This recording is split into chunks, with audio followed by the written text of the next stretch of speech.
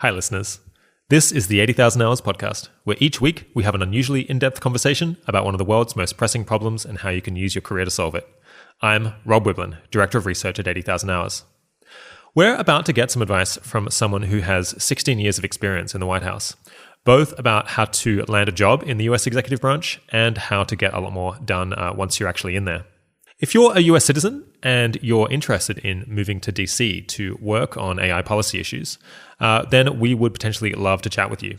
In the show notes, we'll stick in a link where you can apply for free careers advising from 80,000 Hours.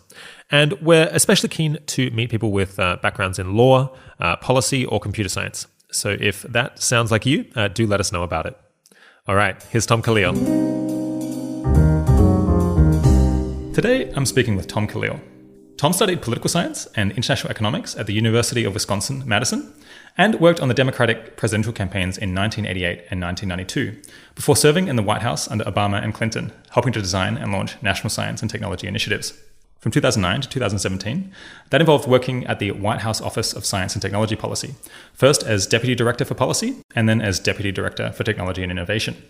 He's now Chief Innovation Officer at Schmidt Futures, a foundation which, among other things, works to improve US science policy and identify and pursue 21st century moonshots. Thanks for coming on the podcast, Tom. Happy to be here. So I hope over this interview to hear your kind of thoughts of long-termism in government and draw out a whole bunch of your advice on how people can best pursue policy careers in the US and potentially in other countries as well. But first, what are you doing now and why do you think it's really important work? Well, as you noted, I'm serving as the Chief Innovation Officer for Schmidt Futures, which is a philanthropic organization founded by Eric and Wendy Schmidt. And I believe in general, philanthropy has a big opportunity to make investments in things that both the public and private sector are underinvesting in. What kind of investments are those? So one of the things I'm interested in is that the federal government is serious about using science and technology to solve certain types of problems in areas like national security, energy, space, health, and basic science. But there are a lot of other areas where the relevant mission agency has little or no capacity to invest in science and technology, and those create systemic gaps in the country's research and innovation portfolio. And so that's an example of an area where a philanthropist or a foundation has more flexibility to address some of those gaps. Okay, so we're not going to focus too much on your current foundation work in this interview because I'm especially interested to hear about your many years of work in government. So I guess to help give people a sense of how they could potentially build their own career in policy and government, let's just briskly walk through your own career. Sure. What was the path you've taken to kind of progressively having more impact or influence in the policy world from, I guess, your student days to now? Yeah, so my career has been a first or second order consequence of my decision to volunteer on the 1988 caucus for President campaign. So I did that in the summer of 1987, and I volunteered for a part of the campaign called the Issues Department. And that is like boot camp for would-be policy wonks, because you have to learn how to get up to speed quickly on a new issue, how to create a network of outside advisors. You learn this work ethic of staying up until it's done because you can't ask a presidential candidate for an extension. You learn how to look for new policy ideas that your candidate can get behind, how to prepare them for presidential debates, how to understand what issues they're likely to get asked about as they travel around the country. So you certainly don't become an expert in one particular area, but you learn how to become a generalist, read lots of things, talk to lots of smart people, and then try to figure out what does the candidate really need to know about this issue to be informed and knowledgeable. So presumably that couldn't have been the complete beginning because you can't just walk off the street and get a job developing policy for a presidential candidate. So how did you actually get your foot in the door to take that kind of position? It was really volunteering early. So I was volunteering in the summer of 1987 when there were lots of different presidential candidates. So there wasn't the same level of competition that there might be. And then the other thing that I was lucky is that the issue that I knew something about, namely international trade, was an area of disagreement between the candidates. So the fact that I knew something about international trade made them more interested in bringing me on as a volunteer. How much do you think it ended up boosting your career that Dukakis actually became the nominee? Oh, that was important. And what was even more important is that a number of the people that I worked for also wound up working for Bill Clinton. So in 92, very close to the general election, so in the fall of 92, some of the people I'd worked with in 88 contacted me and said, hey, do you want to come down to Little Rock and write some of Bill Clinton's position papers? And so, as you may remember, Bill Clinton won. And the first thing that happened was that Bill Clinton had said during the 92 campaign, it's the economy, stupid. And he said, in the same way that we have a National Security Council that will ensure that the president is focused on foreign policy and national security and defense issues every single day, we need to focus like a laser beam on the economy. So we should have a National Economic Council. And so Bill Clinton asked Bob Rubin to be the first head of his National Economic Council. Bob Rubin had never worked in government before. So he asked some of the campaign people, who should I hire? And they said, oh, you have to hire Tom Kalil. And so Bob was initially highly skeptical. But fortunately, I did not know that at the time. I thought this was more or less a pro forma interview, so I was very relaxed. So I visited him in New York, and he asked me why I wanted to work for the National Economic Council, what types of things would I work on. And, fortunately, I knew a lot more about technology policy than he did, since he was, an investment banker. So I came off as appearing very knowledgeable. So he said, you are as advertised, and offered me the job. So that's how I wound up working in the White House in my late 20s. So is this a path that you think listeners could potentially take to get on board with a presidential campaign early in its run, when it's a bit less competitive to get involved, and someone who is in their mid-20s can potentially get a policy position? Absolutely, yeah. I think that it's a career move that has a lot of variance. So I don't think you should do it if you say, well, I want to be guaranteed that my candidate will win my party's nomination, win the general, and then I will get a great job. Yeah. So I think you need to be prepared for an outcome in which none of those things happen and still be okay with doing it. So I think that there are a number of instances during my career where I've just been lucky and things could have easily worked out another way, and I would not have had the opportunity to work for two presidents for 16 years. Did you feel kind of out of your depth a bit when you first got involved in the campaign? No, I don't think so. I mean, I felt a little bit more out of my depth.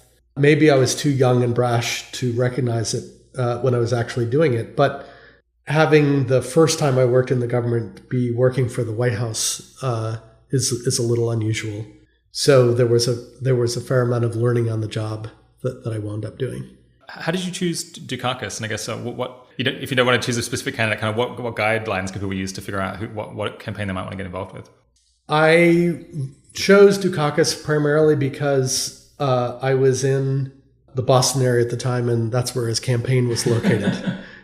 So it wasn't based on a review of all of the candidates and then saying, which particular candidate is closest to my policy preferences. Should people investigate the candidates a lot and think, oh, this is one that I agree with ideologically? Or should they think, well, maybe look at how likely they think they are to win, or how likely they are to win the general? So it depends, right? So I think that in a lot of cases, there are actually not huge differences between candidates of a given political party. And a lot of it is about how likely they are to win, or what's their personal story, what are their strengths and weaknesses as a candidate. So, for example, Mike Dukakis was very thoughtful. He had a number of weaknesses as a political candidate. Okay, so moving on, what were you working on during the Clinton administration? Yeah, so I worked for a part of the White House called the National Economic Council, which was this new organization whose responsibility was to coordinate domestic and international economic policy. And I handled the technology portfolio. So the entire staff might fluctuate between 20 and 30 people. And, everyone would have a fairly broad portfolio. So when I started, I spent a lot of time working on issues related to information and communications technologies. And that was because Vice President Gore was particularly interested in what was then known as the information superhighway, but today we just call the internet. Because back in 1993, the vice president had this vision of, this global network of networks that was going to connect computers and all these other devices. And exactly how it was going to evolve was not entirely clear. So I did a lot of work on those issues. And then also towards the end of the administration, I worked on something called the National Nanotechnology Initiative.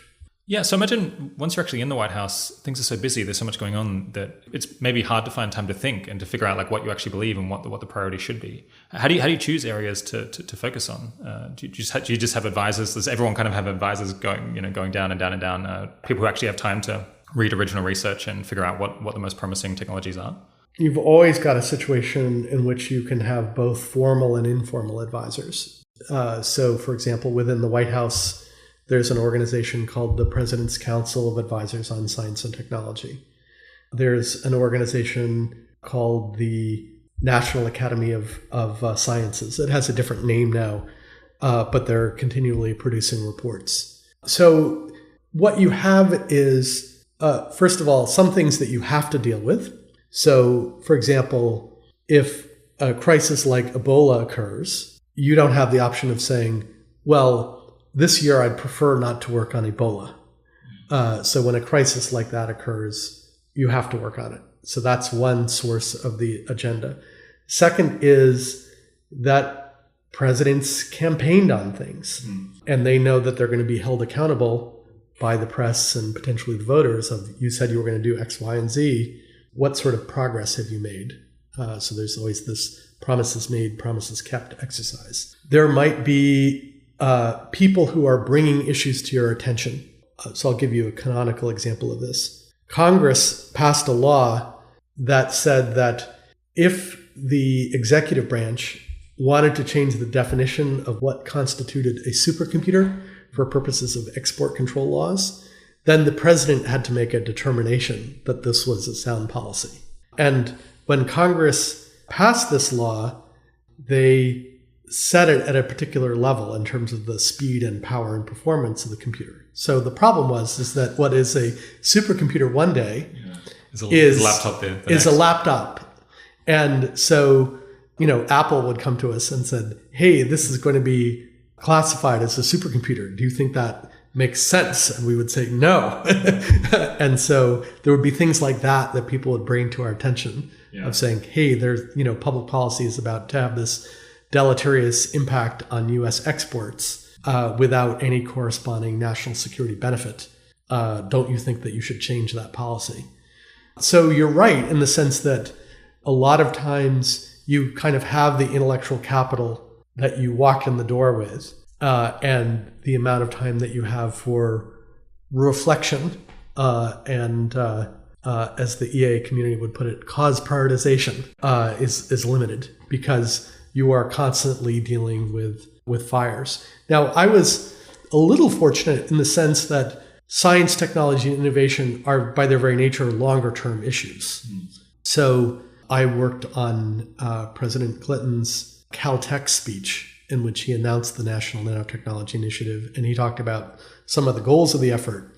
And he said explicitly in that speech, we may not reach some of these goals for 20 years, but that's why there's an important role for the federal government, because it's very difficult for companies to justify making investments that may not pay off for 20 years. So, relative to someone else in another policy council like the National Security Council that might be dealing with what's happening in Bosnia that day, I had the luxury of occasionally taking some time to say, what should I be working on next?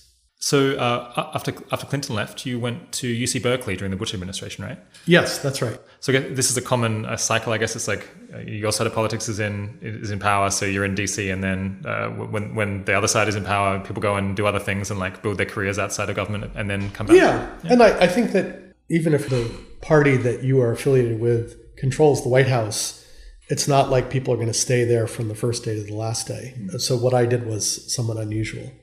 So people, people burned out or decide they want to do something else. So it's not unusual for people to move in and out of government. So what were you doing at UC Berkeley?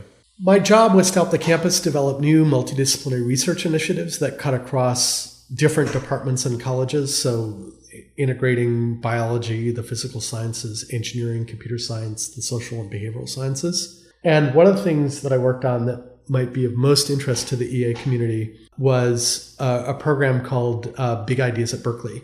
And the premise of the program was a lot of times students have ideas of their own, and they just need small amounts of funding, a deadline, permission, and tips about how to have influence with that authority in order to help make their ideas happen. So what I found to be very effective was issuing a very broad call for ideas and seeing what students would come up with, what they were intrinsically motivated to work on.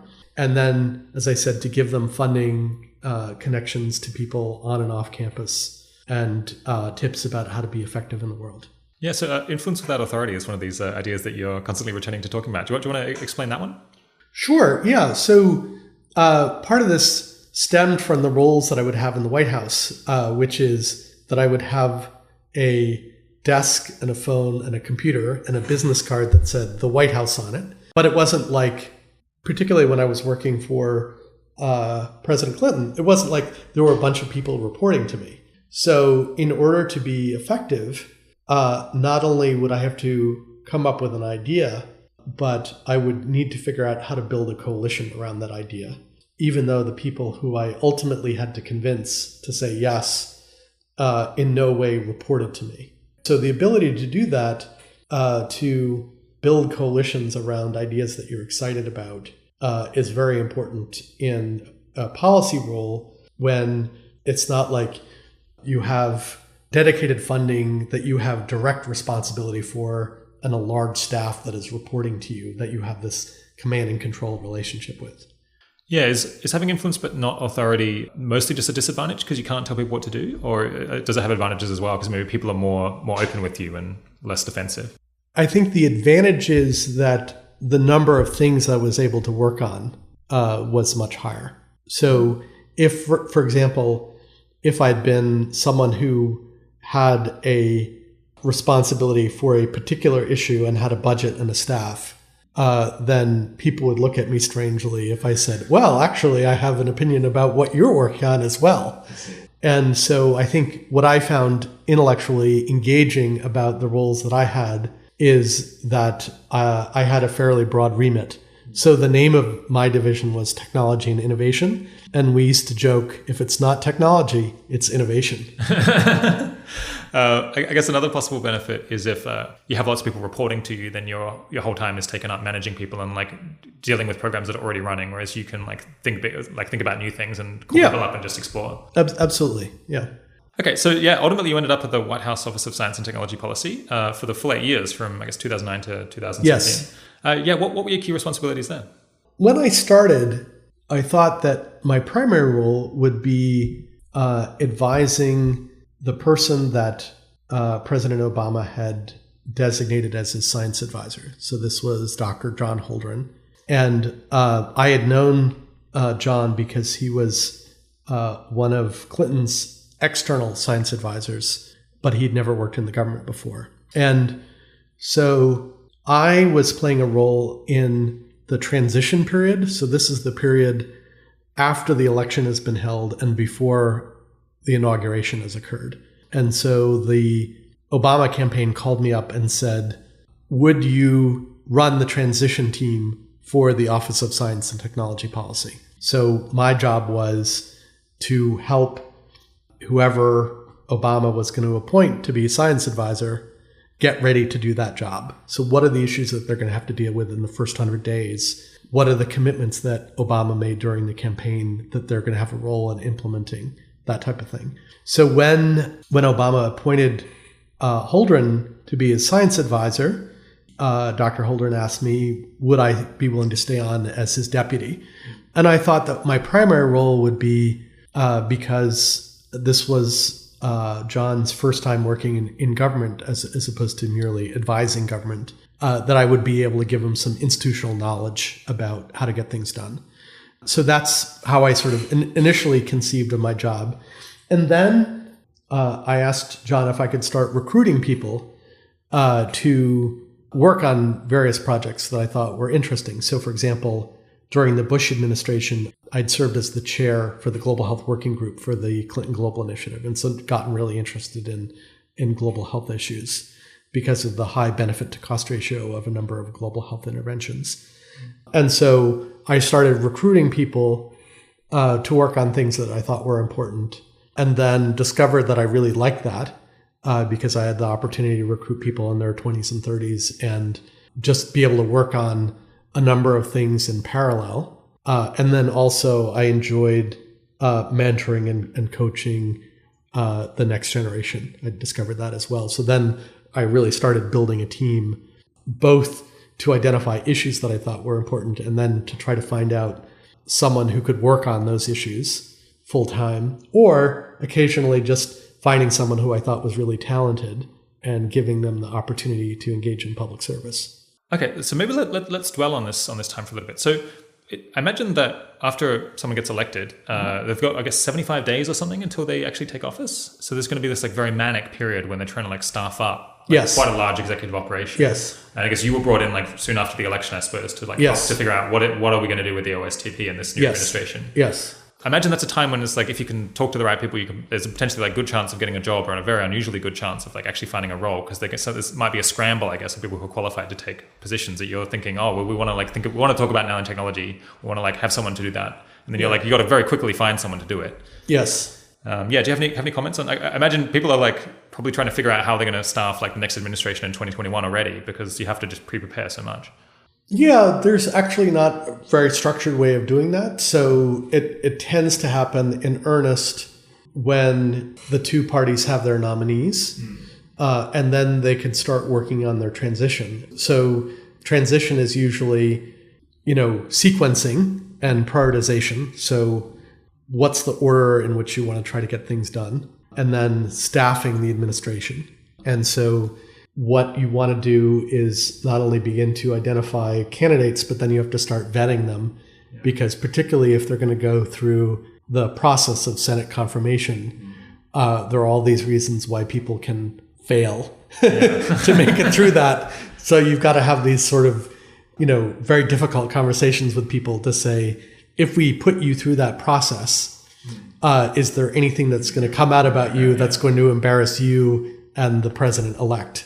So is there a bit of a phenomenon where if you've already served in a previous administration, then you're viewed as like safe because you've already like... If you've gone through that, if you've gone through the FBI background check, or you've gone through... Senate confirmation is not necessary for all positions. So it's necessary for a subset of those positions, particularly those that are presidentially appointed and Senate confirmed. But so that's a difficult process. And then, what happens is that the administration will usually start with the most senior positions. So, for example, you need to have a Secretary of Defense right away. You can't say, like 6 months from now. And it's even to the point where in some cases, they might ask someone from a previous administration to stay. So, for example, the Trump administration asked our Deputy Secretary of Defense, who was seen as not particularly political. He was a former colonel, Colonel Bob Work, to stay on until they'd managed to identify and get confirmed their Deputy Secretary of Defense. Yeah. So do you have any advice for listeners who might be at a point in a career where they could imagine working in the next White House? Like what kind of things that they can do now to bring themselves to the attention of the right people so they're in a good position come November 2020? Obviously, it depends on what point in their career they are. So if they're sort of at the beginning of their career, then the question is there someone that can serve as an advocate for them? So, for example, if they've served as a research assistant for a professor who is advising people in government or has moved in and out of government before, they might say, once we know who is filling this particular position, they're going to be looking for a young, energetic special assistant, and that's a role that you could play. So, politics, all careers are this mix of know how and know who. I think that a lot of the reasons that you tend to pick people that you've worked with in the past or people that you know vouch for is that there are a bunch of things about these roles that may be difficult to observe from the outside just by looking at your resume. So is this the type of person who has a very strong work ethic? We used to call this the stay up until it's done. Like you can't ask the president of the United States for an extension. The ability to produce a lot of work in a short period of time because you might be in this situation where, something has to be done by the end of the day. The ability to function without a lot of babysitting. So your boss tells you generally the problem that needs to be solved and you go figure out how to solve it. You're not constantly coming back and saying, well, what about this? Right? Having a lot of common sense. Being someone that people like to work with. So if you have this aversive personality and no one likes to work with you, that's going to be a disaster in a political environment, whereas that might be less problematic if you're an individual contributor as a software engineer.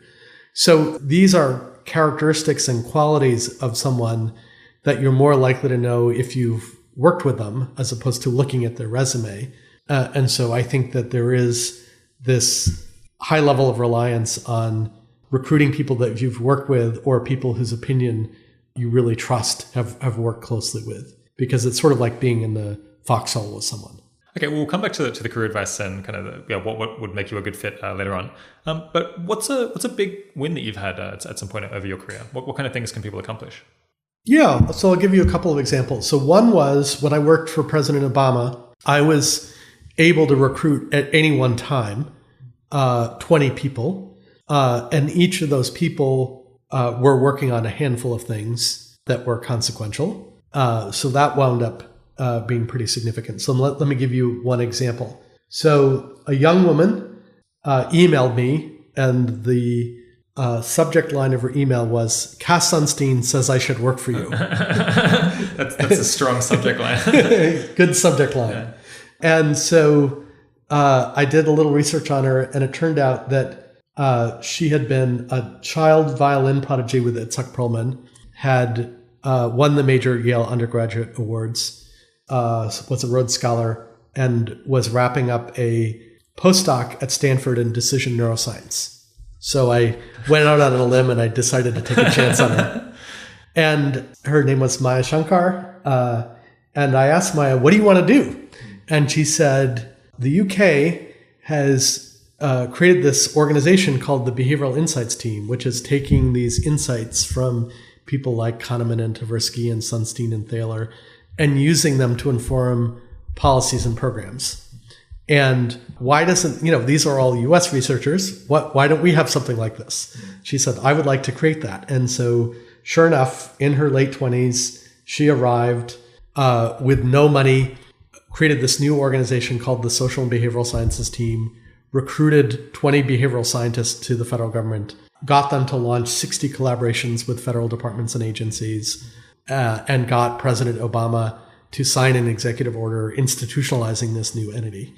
So, I think that's pretty consequential for someone in their late 20s to be able to accomplish. So that's one thing I did, was to recruit people of that caliber and teach them how to get things done in the federal government, because the government doesn't come with an operating manual. I also launched several dozen research initiatives. So one you mentioned was the National Nanotechnology Initiative. So that's resulted in a $23 billion investment in nanoscale science and engineering. And that has survived the transition from Clinton to Bush to Obama to the current administration. In the Obama administration, I worked on something called the BRAIN Initiative, where the goal was to do for neuroscience what the Genome Project had done for genetics.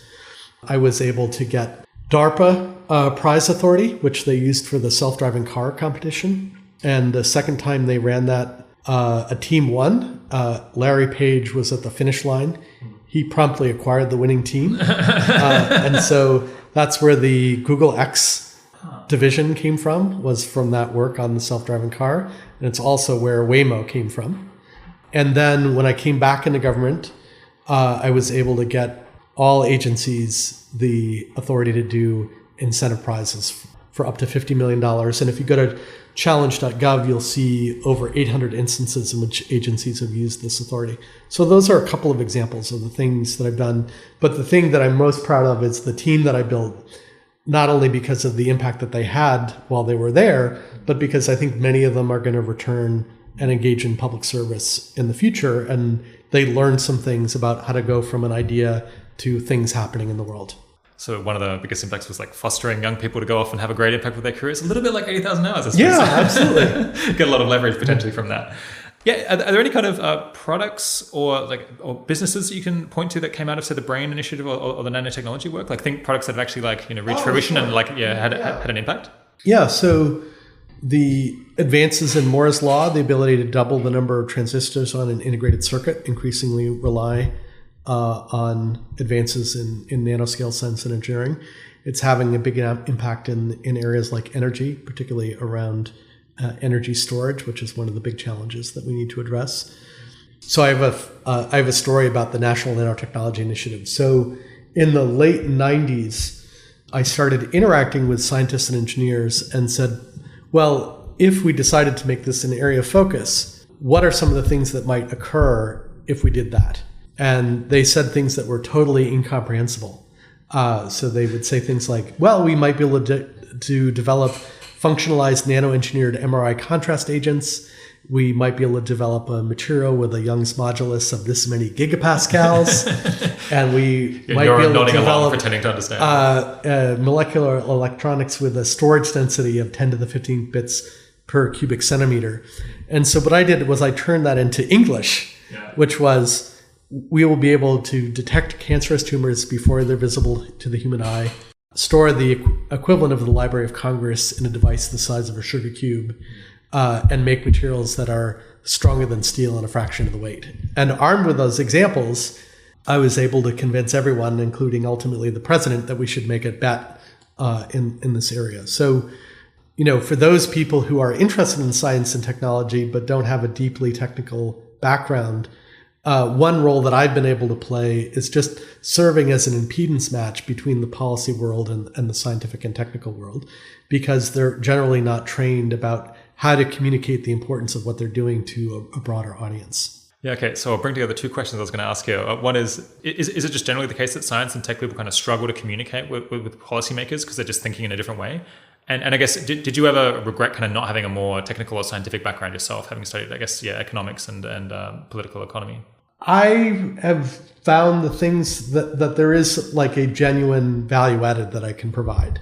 Now, the reason I'm able to do that is because I have a network of people who are deeply technical. So anytime I have a question like, is this a good idea or is this a crazy idea? I have a network of people that I can talk to.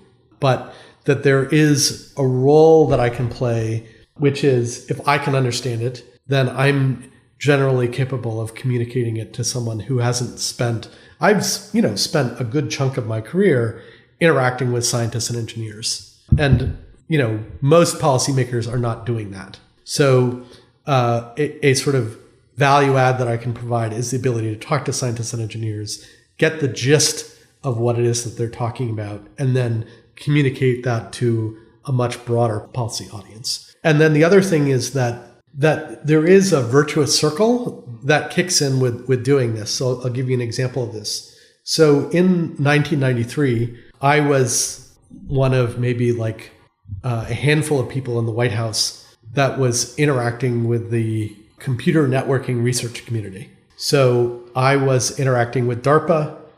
DARPA had a very fast connection to the internet that was, say, 100 to 200 times faster than a dial-up modem.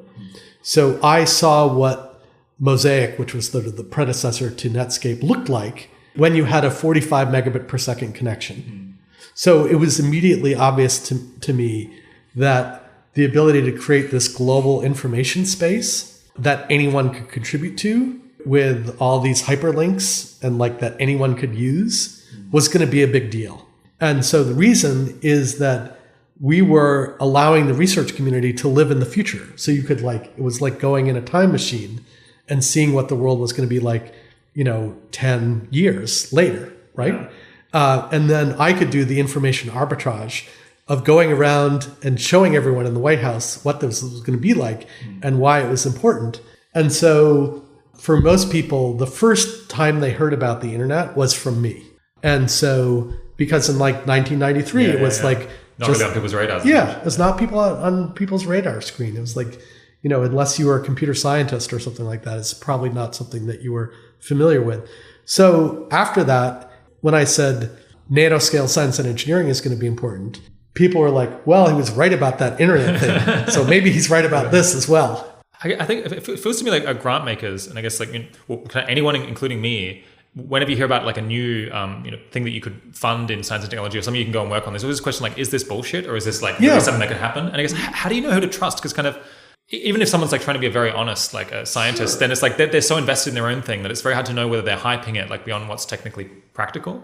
I think that the important thing to do is to be talk to more than one person, right? So for example, in late 2011 and 2012, when people brought me the idea that ultimately became the Brain Initiative, my initial reaction wasn't great, let's announce this tomorrow. Yeah. It was to do due diligence on the idea by asking lots of other people, is it the right time to work on this, right? Have various technologies from, new materials to new types of imaging technologies advanced to the point where this is actually doable? Or is this radically premature? And if we were successful, how big a deal would this be? Is this a single or home run? And then you also, a lot of times, smart people disagree and you have to try to figure out what's driving that disagreement. And then if you're the government, sometimes you might take a portfolio approach, right? Yeah. So if there's a goal that you think is really important, as an individual researcher, you may care intensely about which path is the right way to do that because you have to stake your career on that. But as a policymaker, you can be give everyone a little bit of money. Yeah, let's support both and see which one works out. So you're moderately technical, I guess, and you've spoken to a lot of scientists, and you're trying to figure out whether something's worth investing in. You speak to different experts, and they maybe disagree. There's a bit of controversy here. Yeah. How do you approach it? At that point, you're just well, maybe we'll fund a bunch of different things. We'll take a portfolio approach. Or have you found any rules of thumb for figuring out who to trust more? I think part of it is looking at someone's track record. So there are some people who they've just consistently delivered. Number one. And number two, they do not have a track record of overhyping their work. So if they say, I think that over the next 5 to 10 years, it will be possible to do X, you just attach more of a weight to a statement like that than someone who has a track record of overhyping and under-delivering. So definitely someone's track record. And then the other is just ensuring that you're talking to lots of people and not just one, charismatic individual who may have an incentive to overhype their future research directions. The other thing is also, what's the level at which you're making a bet? So, for example, the idea of the National Nanotechnology Initiative, the bet that we were making was that at the nanoscale, new and potentially useful properties emerge. So it's adding another dimension to the periodic table of elements. We did not say that carbon nanotubes is going to be the answer or buckyballs. We should put all our money in buckyballs. It was just there's this new class of materials. They have new and potentially useful properties. If we can make nanoscale materials, devices, and structures, that's going to have a broad range of applications. So similarly with the Brain Initiative, we didn't say, this is the way in which we're going to figure out how the brain encodes and processes information. We were making the following bet, informed by the research community, which is that if you look at the scientific revolution, what triggered it? It was advances in things like telescopes and microscopes that allowed us to see new things that we didn't see before, and allowed people to say, hey, Ptolemy and Aristotle, they got some things wrong. That's so really, if you look at, say, what's the driver of the scientific revolution, it's the ability to see things that we couldn't see before. Similarly, the view in the research community was that neuroscience was tool limited. We can measure a very small number of neurons with high levels of temporal and spatial resolution, or we can take a fuzzy picture of your entire brain using something like fMRI, but we can't do anything in the middle. And so the hypothesis was we could develop a set of tools that would allow us to ask and answer new questions about how the brain encodes and processes information. So part of it is also, what's something that's big enough to matter, but it's not so focused on a particular pathway that it's the equivalent of going to Vegas and saying, I'm going to bet all of my money on 12. Yeah. And then if 12 doesn't come up, then I've lost all the money. Are there any things that you've hoped to fund where you think, in retrospect, you think, oh, damn, I should have realized that was not going to work? Or was that not how things function? There were definitely things like that. So, for example, one of the things I learned is that if the United States is behind in a technology, it's very difficult to try to reestablish a leadership position. Interesting. Yeah. So just better to look at something else. We tried to do that in the area of technologies like flat panel displays. And we invested some money, but I don't think a whole lot came out of it. So is there once there's one city or one region that has really big agglomeration effects? Once Korea and Japan, dominated the market for things like active matrix liquid crystal displays, then trying to get the United States back into that market is really, really hard, and might require more money than than the U.S. is willing to put into it. Because obviously, we believe that the primary role of government is to create the right environment for the private sector. It's not to engage in the sort of heavy-handed, top-down industrial policy that you see China engaging in, for example. So I guess then you think, well, instead we should look at what's the next thing going to be, where we can potentially jump ahead. So, for example, we invested in this idea of flexible electronics, where the idea is that maybe you have a display that's like a piece of paper that you can roll up and put in your pocket. And if that's an area where no one has established a clear leadership position, that's more likely to be effective than saying, okay, we're going to duke it out in some market that we've kind of already lost. You've already alluded to the fact that the administrations change every 4 or 6 years. Well, I guess occasionally it's 12. And so you have to be thinking, well, what can we do to potentially keep this policy around to sustain it over the long term? Yeah, what things do you do to make sure that kind of projects that you make are built to last, and how often do you succeed at that?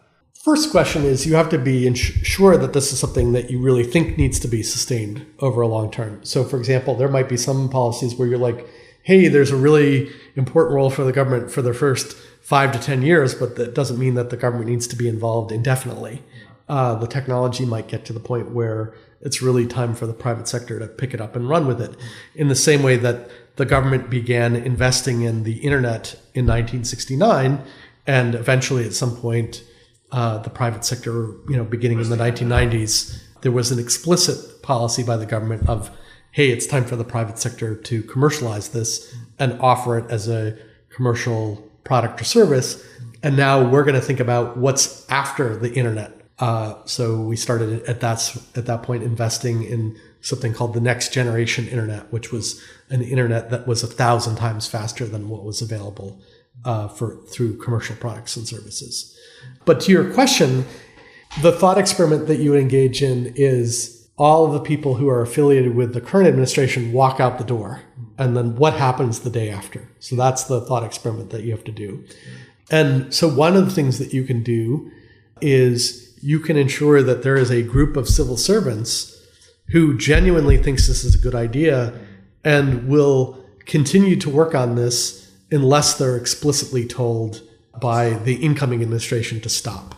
So, for example, there have been a number of areas in environment and climate policy where the current administration has instructed the departments and agencies like EPA, I want you to reverse the Obama administration's policy on this, right? But there are other areas like nanoscale science and engineering where, in the absence of a direct instruction that all the agencies that are involved in this will continue to work on it because they think it's the right thing to do.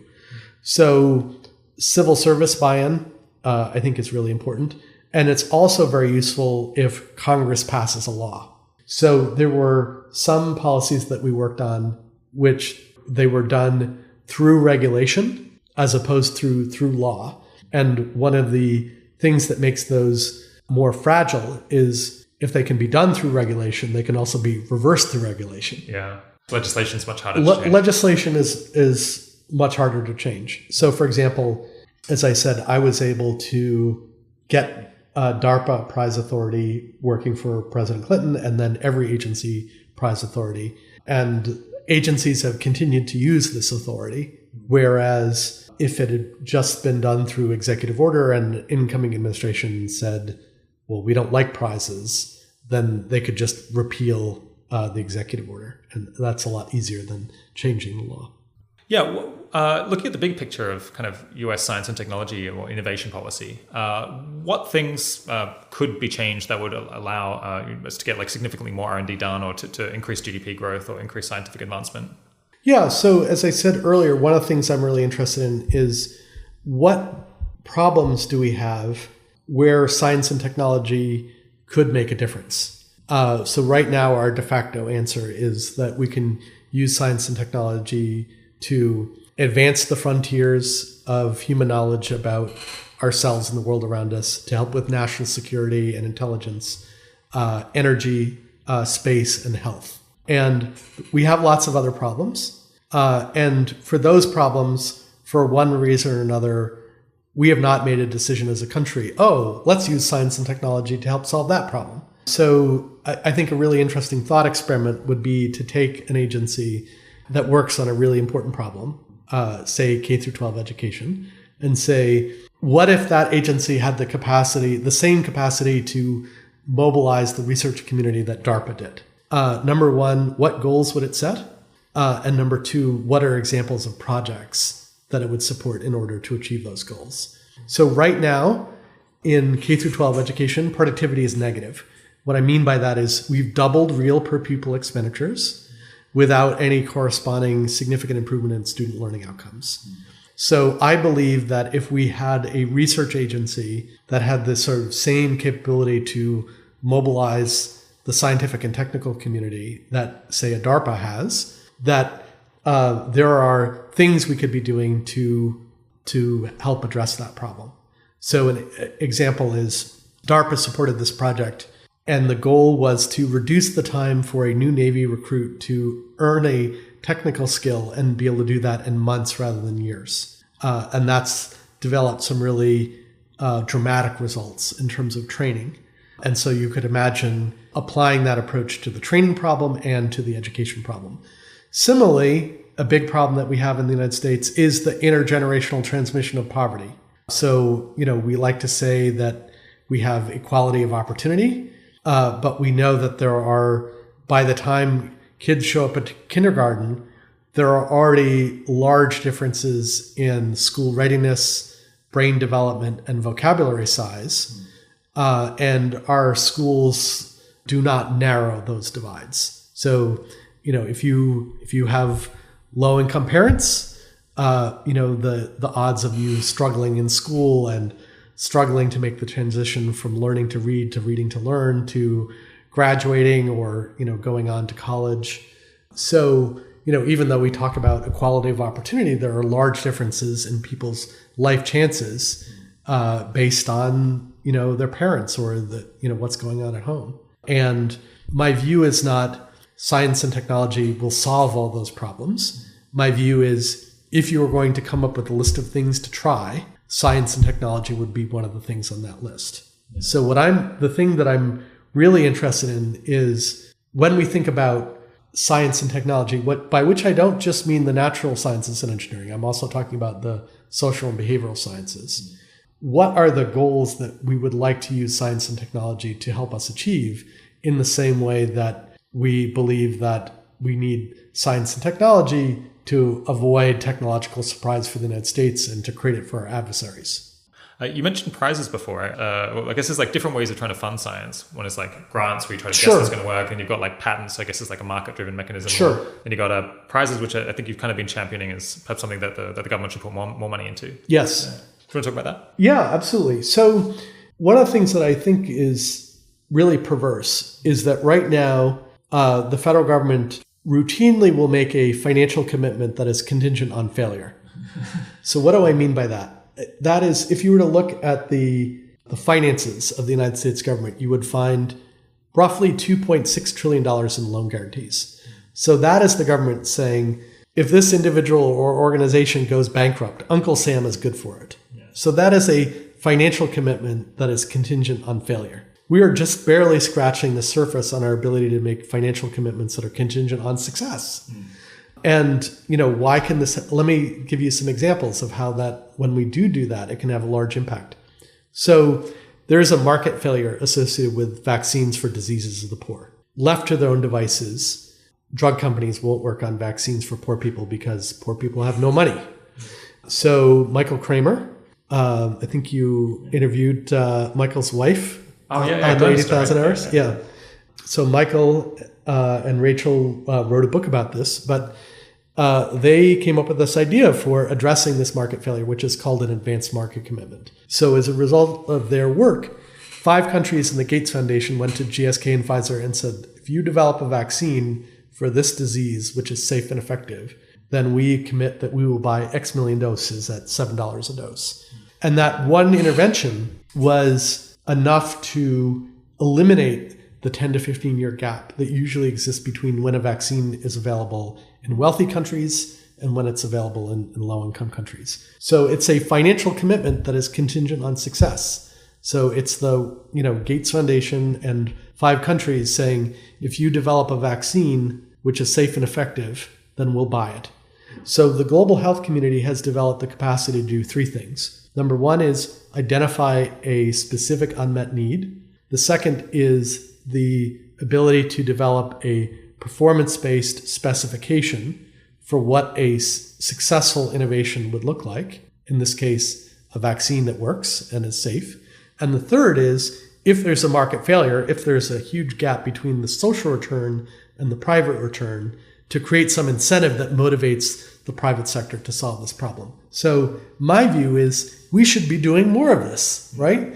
Why is it the case that we have $2.6 trillion in financial commitments that are contingent on failure when we barely have any financial commitments that are contingent on success? So that's my view. And these come in a variety of different flavors. There's incentive prizes. So that's like the Ansari X Prize saying, if you develop a rocket that can go up 100 kilometers, carry the equivalent of 3 people, repeat that within a 2-week period, and do that without any backing from the government, then we'll give you $10 million. So that's an incentive prize. The advanced market commitment or an advanced purchase commitment is, if you develop X, then we will buy it. And then there are other approaches like milestone payments. So this is how the NASA collaboration with SpaceX worked. So when we retired the space shuttle, the United States government had to start spending a lot of money with the Russians in order to send astronauts to the International Space Station.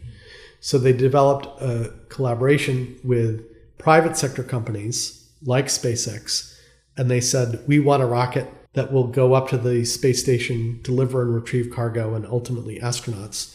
And we're going to define a set of milestone payments that's associated with getting there, and every time you meet one of them, we will send you a check. And so NASA got a capability for on the order of $400 million that would have cost them $2 to $4 billion using a business as usual approach. And that's what allowed Elon to finance the development of the Falcon 9 rocket. So that was a win-win between the government and the private sector. Yeah, I think Alex Tabarrok, the economist, has written a book, I think, Creating the Innovation Renaissance, something like that. We'll stick up a link to it where he talks about some of the pros and cons of prizes versus other funding mechanisms.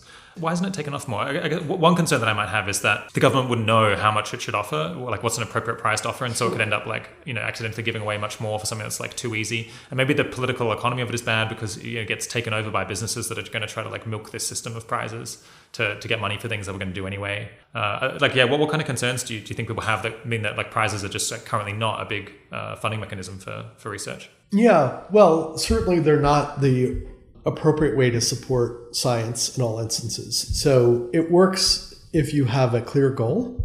So if you know kind of the general direction that you want to go in, but you can't articulate a clear finish line, then it makes a lot less sense to use a prize mechanism. So in many cases, a researcher will know the question that they're trying to answer, but they won't really know what success looks like. So that's one thing is that it's only appropriate for certain classes of problems where there's a much clearer finish line. The ideal situation in the prize is you almost don't need judges, right? Mm-hmm. So if you think about the Ansari X Prize, it was like, did the rocket go up 100 kilometers? Was it carrying the equivalent of 3 people? Was it able to repeat that within a 2-week period? Yeah. So, you don't need a panel of experts to decide, well, did they actually do all those things? So that's sort of like the ideal case as opposed to something that's more fuzzy, subjective. Yeah. Right. It's like, is Rob asking an interesting question? Right. That we rely on peer review in order to be able to answer. So it's a lot more work up front in order to do this, as opposed to saying, well, I'm generally interested in, ideas in this broad area, as opposed to I can define what success looks like. I guess, is it possible that some research groups or businesses might find it hard to fund the money if the money only comes later rather than beforehand? Yeah, so that's why I'm interested in milestone payments, because if someone had gone and said, okay, we want a rocket, and once you've developed it, then we'll buy rides on the rocket. Then particularly if it's a new entrant, the fact that the government is saying, well, I'll buy it once you make it, might not allow them to be able to finance that. Are there any common themes of the ideas or the policies you've pursued that have succeeded versus the ones that haven't panned out or that failed later on? That's a good question. I don't know that there is a single theme that connects all of them. I think that in terms of the role that I've played, it is to bridge different worlds, right? So there's a policy world and there's a science, technology, innovation, entrepreneurship world.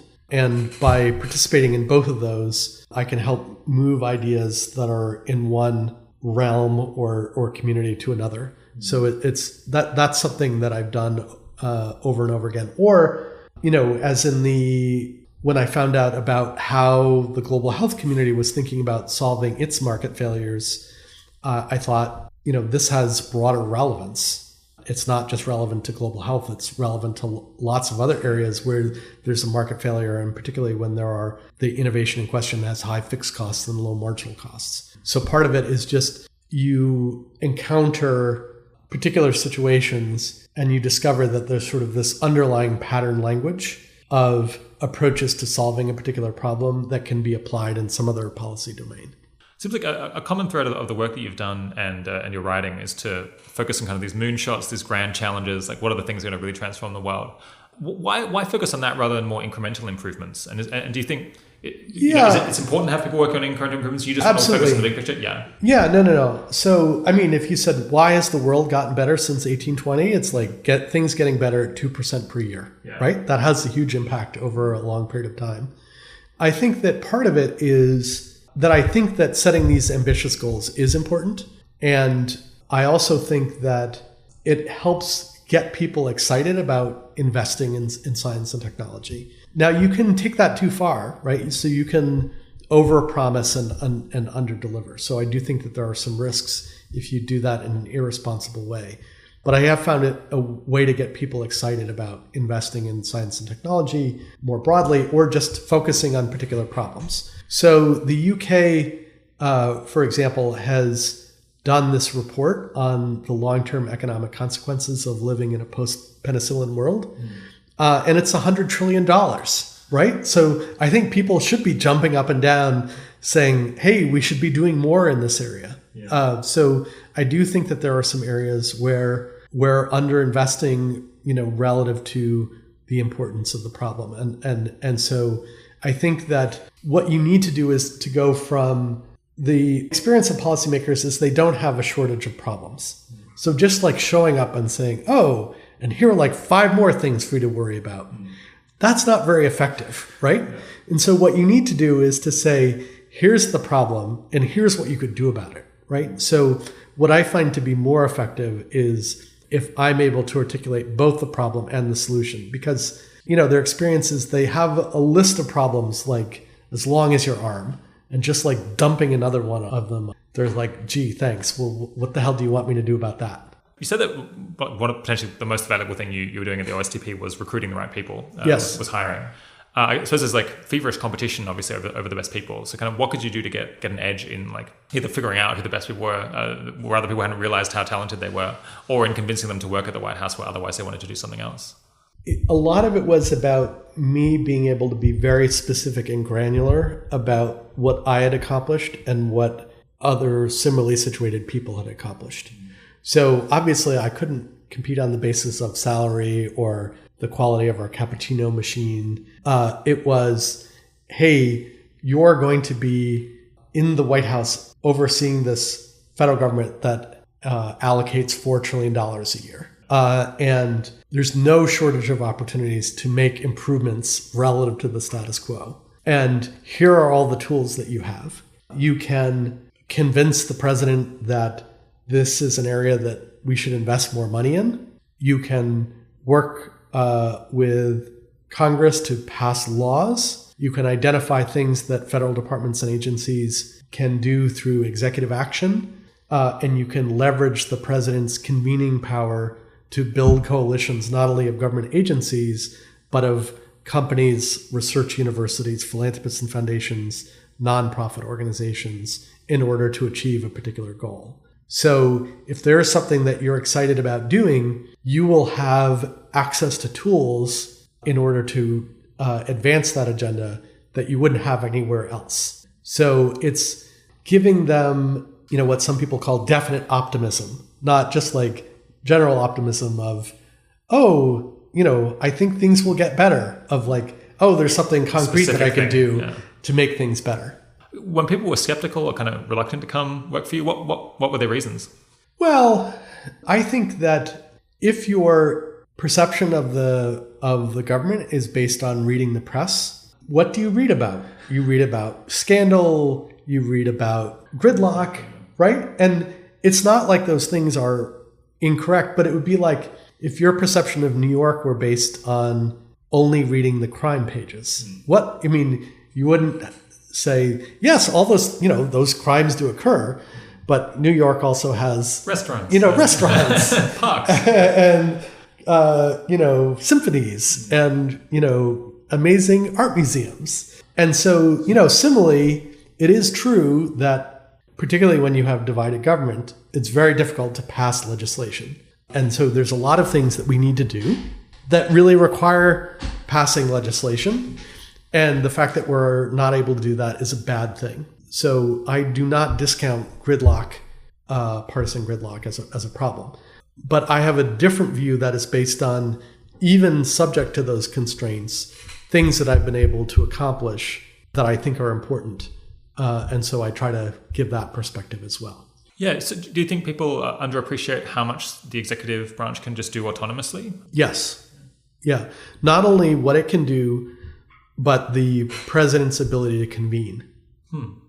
Explain that. Sure. So if the president invites you to a meeting, or even if someone who just works for the president like me, many people will show up. And there are several different types of meetings that you could have. So one would just be, hey, we think that this issue X is important. And so we want to have a conversation about what are the best possible ideas to make progress on issue X. So that would be a way of trying to understand the issue, understanding potential courses of action. But we might also have a meeting where the purpose is to serve as an artificial deadline. And we would use the time between now and when the event was going to occur to ask people what it is that they might be prepared to do. So, for example, the president said, in the same way that if you win the Super Bowl or the NCAA, you get to come to the White House, the same thing should be true if you win a science fair or robotics competition. So he wanted to sort of increase the prestige and status of STEM education and get more young boys and girls excited about STEM. And so we would use that event not just for the president to interact with these kids who are doing these amazing, robotics competitions and science fair projects, but to mobilize the entire country to make specific commitments that would advance the ball. So the question that I would ask people is, if you were the president and you could call anyone and ask them to do something, who would you call and what would you ask them to do? And sometimes there are organizations that are not part of the government, but are, particularly if they work together, are really in a position to move the ball forward on a particular national issue. Yeah, so I guess I would have been skeptical as well that this power, at least with businesses, was very effective. Because you can imagine you call in the CEOs of various companies and they come and play nice and they're like, oh, yes, we're very interested in your priorities. Maybe because they're scared of the government, apart from anything else. But then they go back and they do what they were going to do anyway because they're sure their responsibility is to their shareholders, and so they don't have so much discretion to decide things based on what the president cares about. Yeah, so I think that if you ask them to do something that is contrary to the interests of their shareholders, you're not going to have a lot of luck with that. But for example, one of the issues that we were dealing with was the imbalance between demand and supply for technical workers, particularly jobs that you could get that didn't require a 4-year degree, but that you could get through some sort of accelerated training program. And the status quo was within a given region, the companies were just stealing their workers from someone else. And so we got them together and said, hey, what if as opposed to doing that, you grew the pie and tried to figure out what sort of relationships you would need to have with various training providers so that there would be more workers with these skills, as opposed to there's this limited pool and what you're doing is poaching someone else's workers. Yeah, that makes sense, right? So, I think you're right in the sense that if we said, we want you to take some action that is going to lower your stock price by 20%, they would have said no, right? Bridge, yeah. Right? Or hey, if you want to do that, then you're going to have to make that a law, right? So, we don't make it optional about whether or not you get to drive on the right-hand side of the road. That's just a law. And so there are some instances where if you want people to do things, you have to pass a law. There are other instances where you can get people doing things by asking them. And number one, and number two, putting it in the context of a broader social movement around a particular issue. And do you think people do that because you've brought to their attention something that might have been sensible for them to do anyway? You just made it more salient, or perhaps is it that they do start to buy into this vision and they're actually this would be really cool, and this is something this isn't too costly, so I'm happy for my business to be a part of it. I think a part of it though is that you're putting it in a broader context. So a lot of times when we would talk to individuals, they would say, Tom, I feel like I am trying to put out a forest fire with an eyedropper, right? So I feel like my individual contribution relative to the scope of the problem doesn't seem all that significant. But if you were getting together all of the stakeholders and we're defining a set of mutually reinforcing steps that different sectors can take, then the piece that I'm able to contribute feels a lot more meaningful. So that's the thing that we can do. It's because a lot of problems can't be solved by an individual or a sector. So if we can say, here's what government is going to do at the federal level, here's what state and local government is going to do, here's what foundations and nonprofits can do, here's what the private sector can do, here's what skilled volunteers can do, then everyone's role feels more meaningful. Think about a campaign. The fact that you can only knock on 100 doors, you're well, what impact can that have? But the reason it feels more meaningful is that other people are doing their part as well. You motivate people by coordinating them, by getting them all together and saying, well, if everyone else will do this, then it's useful for me to do my part. So yes. Yeah, interesting. Yeah. So taking a step back to the hiring thing, were there any particular criteria you looked for or in hires when you were interviewing people or looking at this? I was always more interested in people who had at least an initial theory of what they wanted to accomplish that they were intrinsically motivated by. So I put a lot of weight on intrinsic motivation because generally I find if someone really wants to achieve something, they'll figure out how to do it. Whereas, if they're just responding to extrinsic motivation, they're less likely to run through walls in order to achieve the goal. Interesting. So typically people came in with a project that they were already interested in rather than arriving on day one and being like, well, what do I do? Yeah, exactly. So I guess that means there's like pretty regular changeover of projects as people come in and out. Yes, that's right. Yeah. But there were instances where I said, I want to achieve X and therefore I want to find out the best person who can do that. So for example, I knew I wanted to do more in incentive prizes. And so after we passed legislation that gave every agency prize authority, I specifically looked for who can help lead a community of practice within the federal government so that more departments and agencies will actually start using this new authority. So there were instances where I saw a specific opportunity and then I mapped backwards from that, like who could work on that. Is that a common situation that if you want to get hired into government, it's important to have like an area of passion or like a policy area that you really care about? I think that's helpful. Yeah. I think that there are other instances where someone is just looking for a utility infielder, right? So, a lot of times someone will say, I want someone who is really smart, hardworking, has common sense, good people skills, the ability to pick up a new area quickly, the ability to write effectively. So a set of skills that are useful in lots of different contexts. And then they'll just be able to catch whatever I throw at them. And they don't have to be an expert in a particular area. Are there any other things you learned about hiring over, 16 years in the White House so far? I didn't bat 1,000. Yeah. Are there any indicators of people who didn't work out? Well, I guess some of it is learning to trust your instincts. Yeah.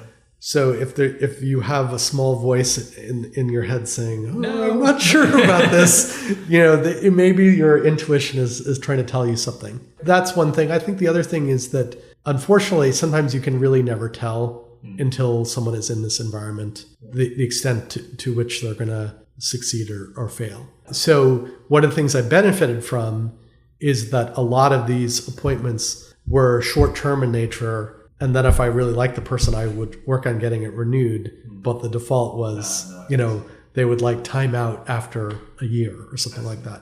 So that limited some of the downside associated with some of the decisions I made that I wish I hadn't in retrospect.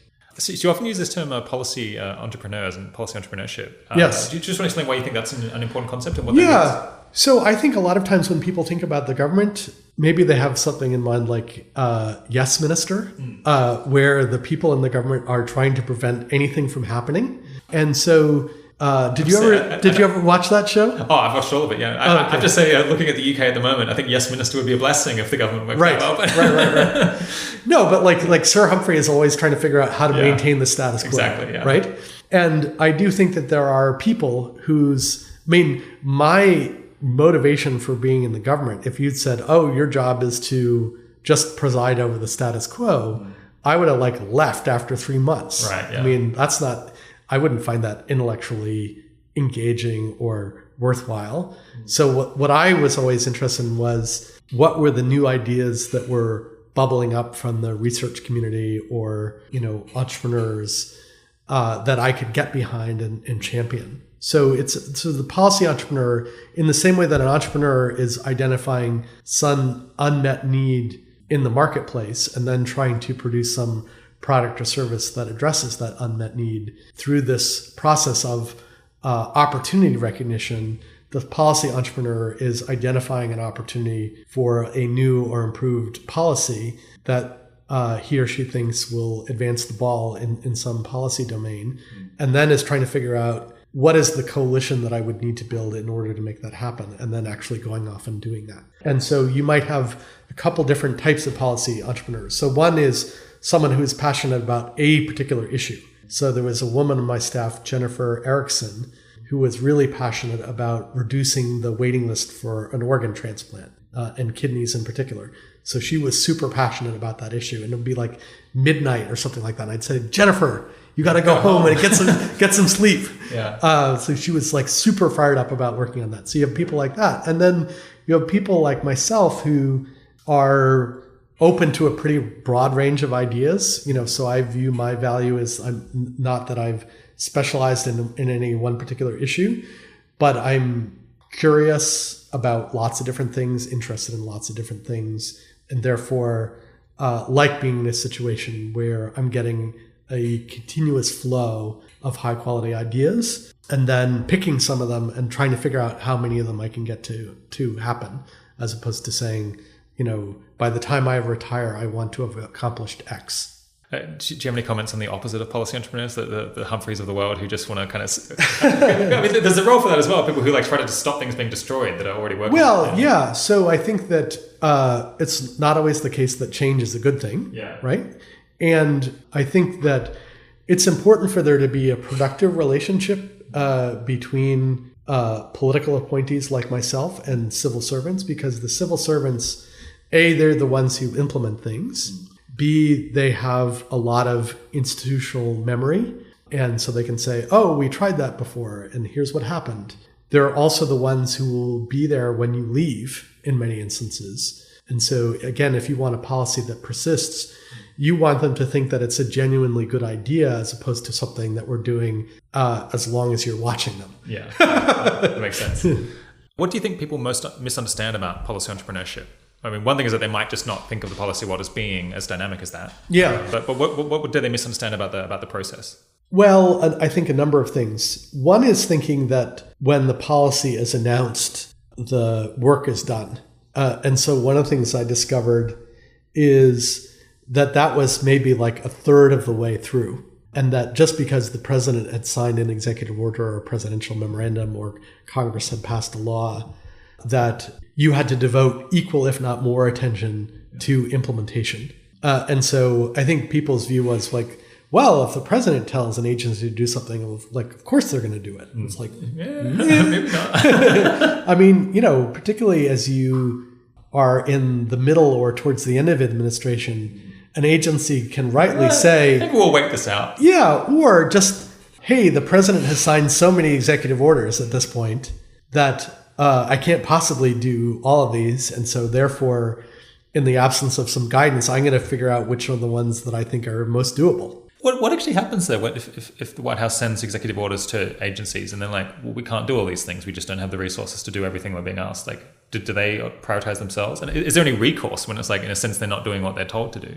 Then what happens is that if the White House really cares, if the president really cares, then there'll be really frank discussions about some sort of down selection of which of these, it's appropriate for an agency to say, you've given me all these things to do, I can't possibly do all of them. Yeah. And I think you see that particularly towards the end of administration, where we were told, look, this particular part of the federal government, they're going to be focused on these three things. And if you want them to do something else, too bad, right? Or you're going to have to take it up with the chief of staff because there's been an agreement about what they're going to focus on.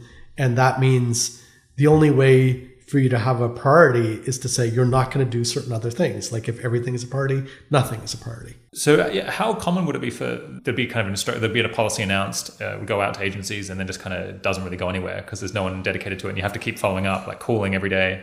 Basically, what you would see is a range of agency responses, and some agencies taking it really seriously and doing something meaningful, and other agencies sort of checking the box and engaging in the sort of minimum level of compliance that they thought they could get away with.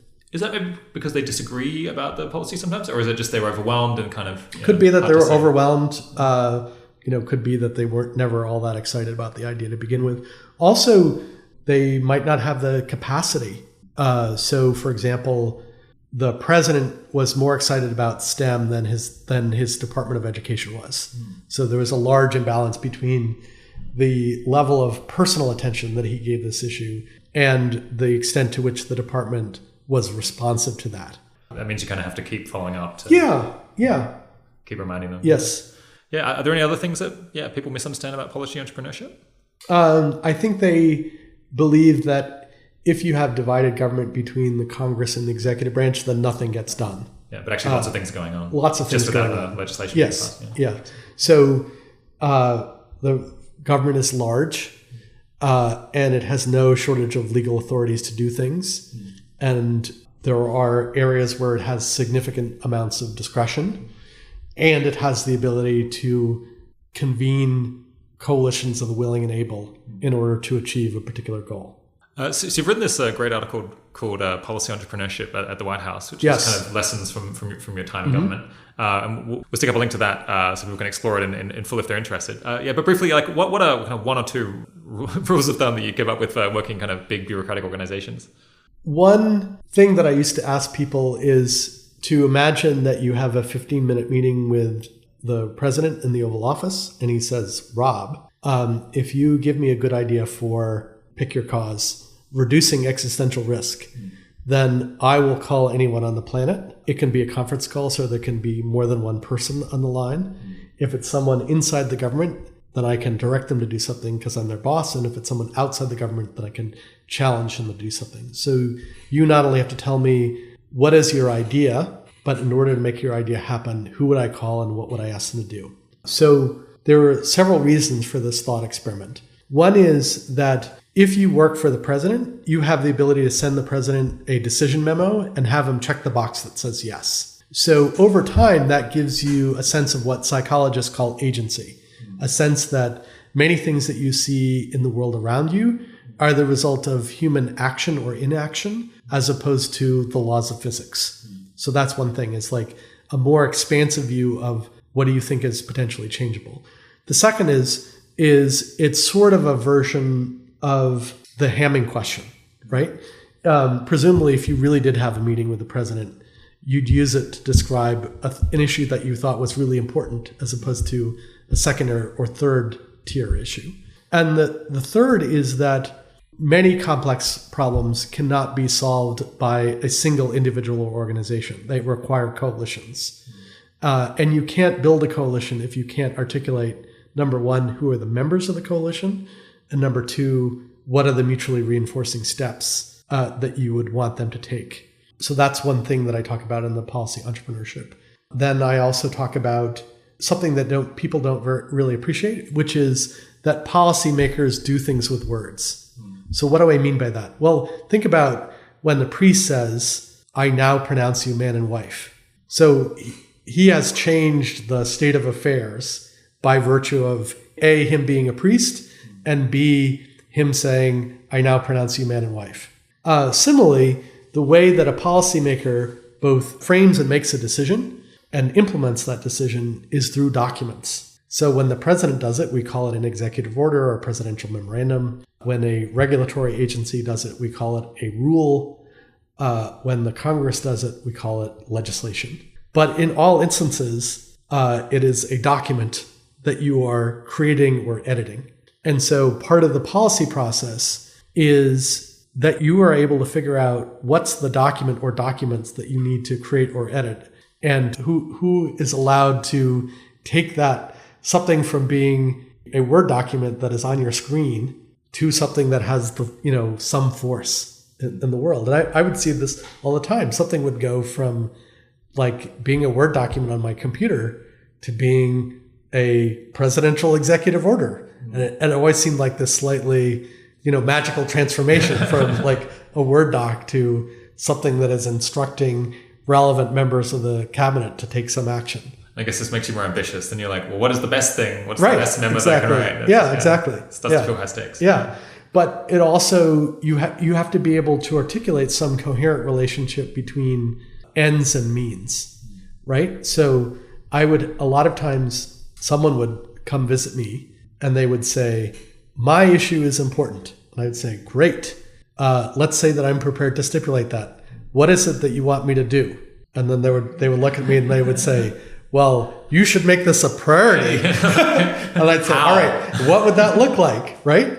And so, people were not able, they were able to tell you that their issue was important and that they thought that the president should devote more time and energy to it. But then when you said what she should do, all right, what is it literally? Like, let's say we got the president super interested in this issue. What would they do?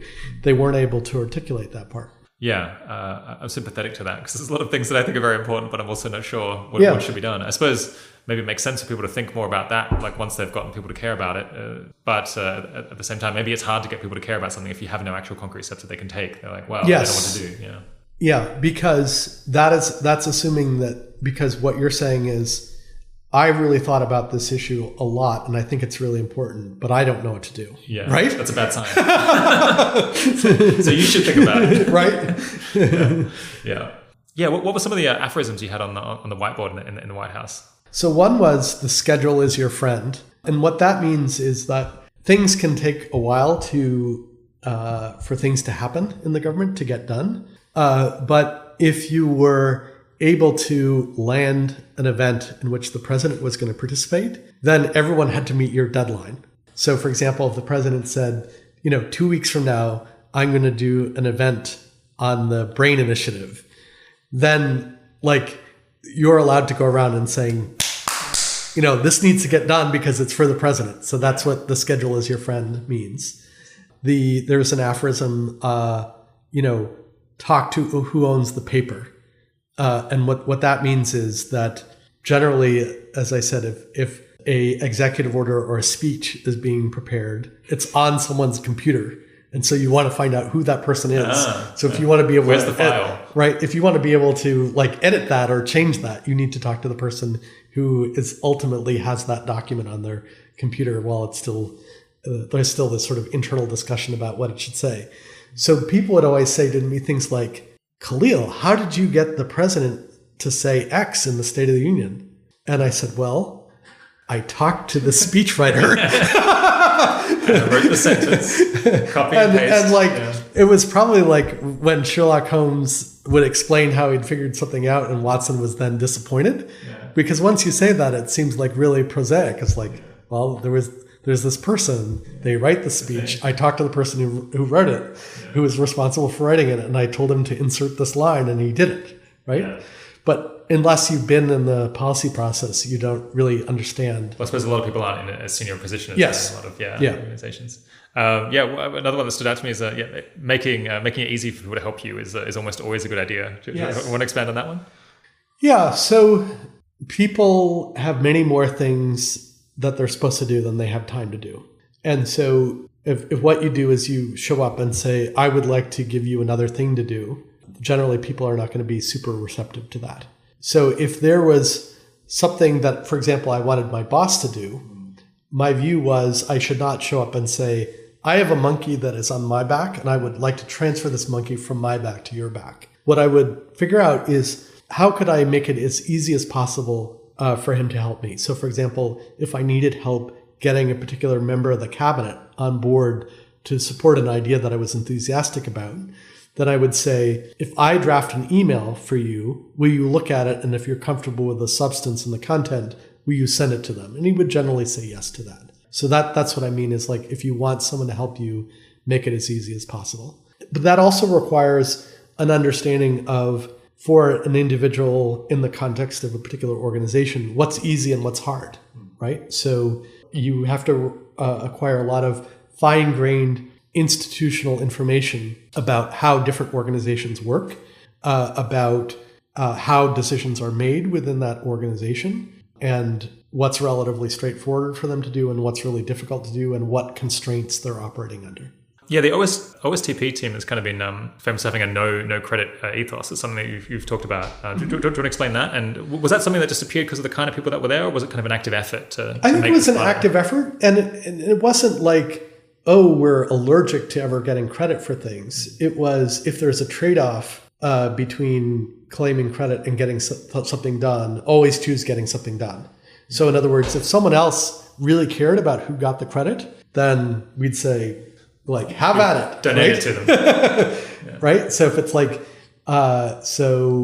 there were situations in which, particular agency really wanted to be the person who got to speak immediately before the president and introduce the president, right? And so if something symbolic like that is important to someone, and it increased the extent to which they're excited about the idea, then let them do that. Did that extend to being inside the team as well? That people didn't try to jockey too much for who was responsible for doing things? Yeah, no, absolutely. One of the members of my team, Doug Rand, said it was a team of dolphins, not sharks. Is being able to trade away the credit for doing something unusually important in politics compared to other areas? I think it's probably generally useful, but I think in politics, given that there are some people who care, then I think it's particularly useful to care less than they do. Did you ever worry that if OSTP isn't getting seen as taking credit for things, then that would be bad for the agency because then people wouldn't care about it? No, I think so. Part of it depends on who your audience is, right? So I think that by being a White House staffer as opposed to someone who's going around and giving speeches, I had a lower public profile. And so fewer people knew what it was that I had accomplished. But there was definitely an audience of people who were like, oh, that's the guy who actually did it. Right? So it's like, you're famous for 15 people. But as long as they're the right 15 people, then... So it's kind of an apportionment of the credit where it's like, well, to the general public, it's like right. The secretary is responsible, but like the people in the office know that it's you. And so, okay, that's interesting. Yeah, you've also said that it's very important to be able to get excited about other people's ideas. Do you want to explain that one? Yeah. So there are definitely ideas that I've come up with personally, but I think I have a higher than average ability to get excited about other people's ideas. And what that means is that the range of things that I can work on goes up considerably. So I was not sitting at my desk and saying, gee, I think we should launch a big neuroscience initiative. But the fact that a group of scientists and engineers contacted me and told me about this idea, and I said, wow, this seems like a big idea, and was able to get excited about pushing it. For me, I didn't need to be the person to originate the idea. I just had to be someone who was in a position to help it in order for me to get intrinsically motivated to work on it. Yeah, from your experience in government, do too many people want to originate ideas rather than follow them up? Yeah, that's a good question. I mean, certainly within academia, if you took the position that I did of going around and being excited about other people's ideas, that wouldn't be great for your career. Yeah. Right? People want to know what individual intellectual contribution have you made to the field? Yeah. So someone being in my position of saying, well, I didn't come up with the idea for the Brain Initiative, but I played this important role in moving it from an idea to things happening in the world. That's not something that you could really get away with in academia as a role. Can you explain your magic laptop thought experiment? Yeah, so it's similar to the one that I talked about before, which is you have the meeting with the president. So instead, the thought experiment is that you have a magic laptop, and the power of the laptop is any press release that you write will come true. And what you have to do is to write a headline, which is a goal statement, several paragraphs that provide context, and paragraph level descriptions of who is agreeing to do what in the form A does B, so C. So again, the idea is, here we are in 2019. There's some more desirable future that we're working towards, and we have to articulate who would need to do what in order to increase the chances of that desirable future coming true. Yeah, and I guess the benefit of this is it forces you to be very concrete about like exactly what you want to happen. Yeah. Whereas previously things are too abstract. Like, yeah. It's probably like, it should be a priority, but it's too vague to implement. Yeah. It also gets you to think about what Bucky Fuller called the trim tab. So what's the trim tab? The trim tab is the thing that moves the rudder that moves the ocean liner. So you can occasionally find instances in which there is an organization or an individual that is in a unique position to do a particular thing. So I mentioned that I served as one of the chairs of the Clinton Global Initiative. One year, Walmart announced that they were going to green their supply chain. And Walmart has 180,000 suppliers or something like that. And they're all highly responsive when Walmart asks them to do something. So Walmart greening their supply chain had far more of an impact than had they written a check to an environmental NGO. So this, like, A does B, so C, really gets you to focus on the what do you think in a particular problem or policy domain are the key leverage points, and who would you need to act in order to take advantage of those leverage points. Yeah, when thinking about what actions you wanted people to take, how often did you get to think about actors outside of the United States? It's a good question. I did a little bit of that, but not much. I was really much more domestically focused. Yeah, I guess in effective altruism, we're often like very interested in international coordination things. It Sure. seems like often existential risks and long-term issues like require us to look even beyond like a national level. Yeah. Do you have any thoughts on like how you can get more coordination at the international level, or is that kind of been outside of your bailiwick? Well, one thing that I would observe is that individual personal relationships were still very important. So Dr. Holdren played a really important role in climate policy. And one of the reasons that he was able to do that is that there were a number of very senior people that he had worked with in the Chinese government, that he had worked with when he was a Harvard professor with appointments at the Kennedy School and other research institutions. And so those were relationships that had gone on for a long time. And there was the reservoir of trust and mutual understanding that he could draw on when he was talking with his counterparts. Whereas if these people are interacting with each other and they've never met before, that's going to be far more difficult. Yeah, do you think that the one-on-one personal relationships are more important at the international level, perhaps because we don't know, like the institutions and organizations and things going on in other countries are like less scrutable to us. So it's like, well, what we can know is just this one person who we've met, whereas... Yeah. No, I think so. I mean, again, it doesn't like, if the countries have like diametrically opposing interests, right? Then the fact that like two people know each other. But, you think about the negotiations with Iran, the two people who were involved in those negotiations at the technical level were both MIT PhDs, right?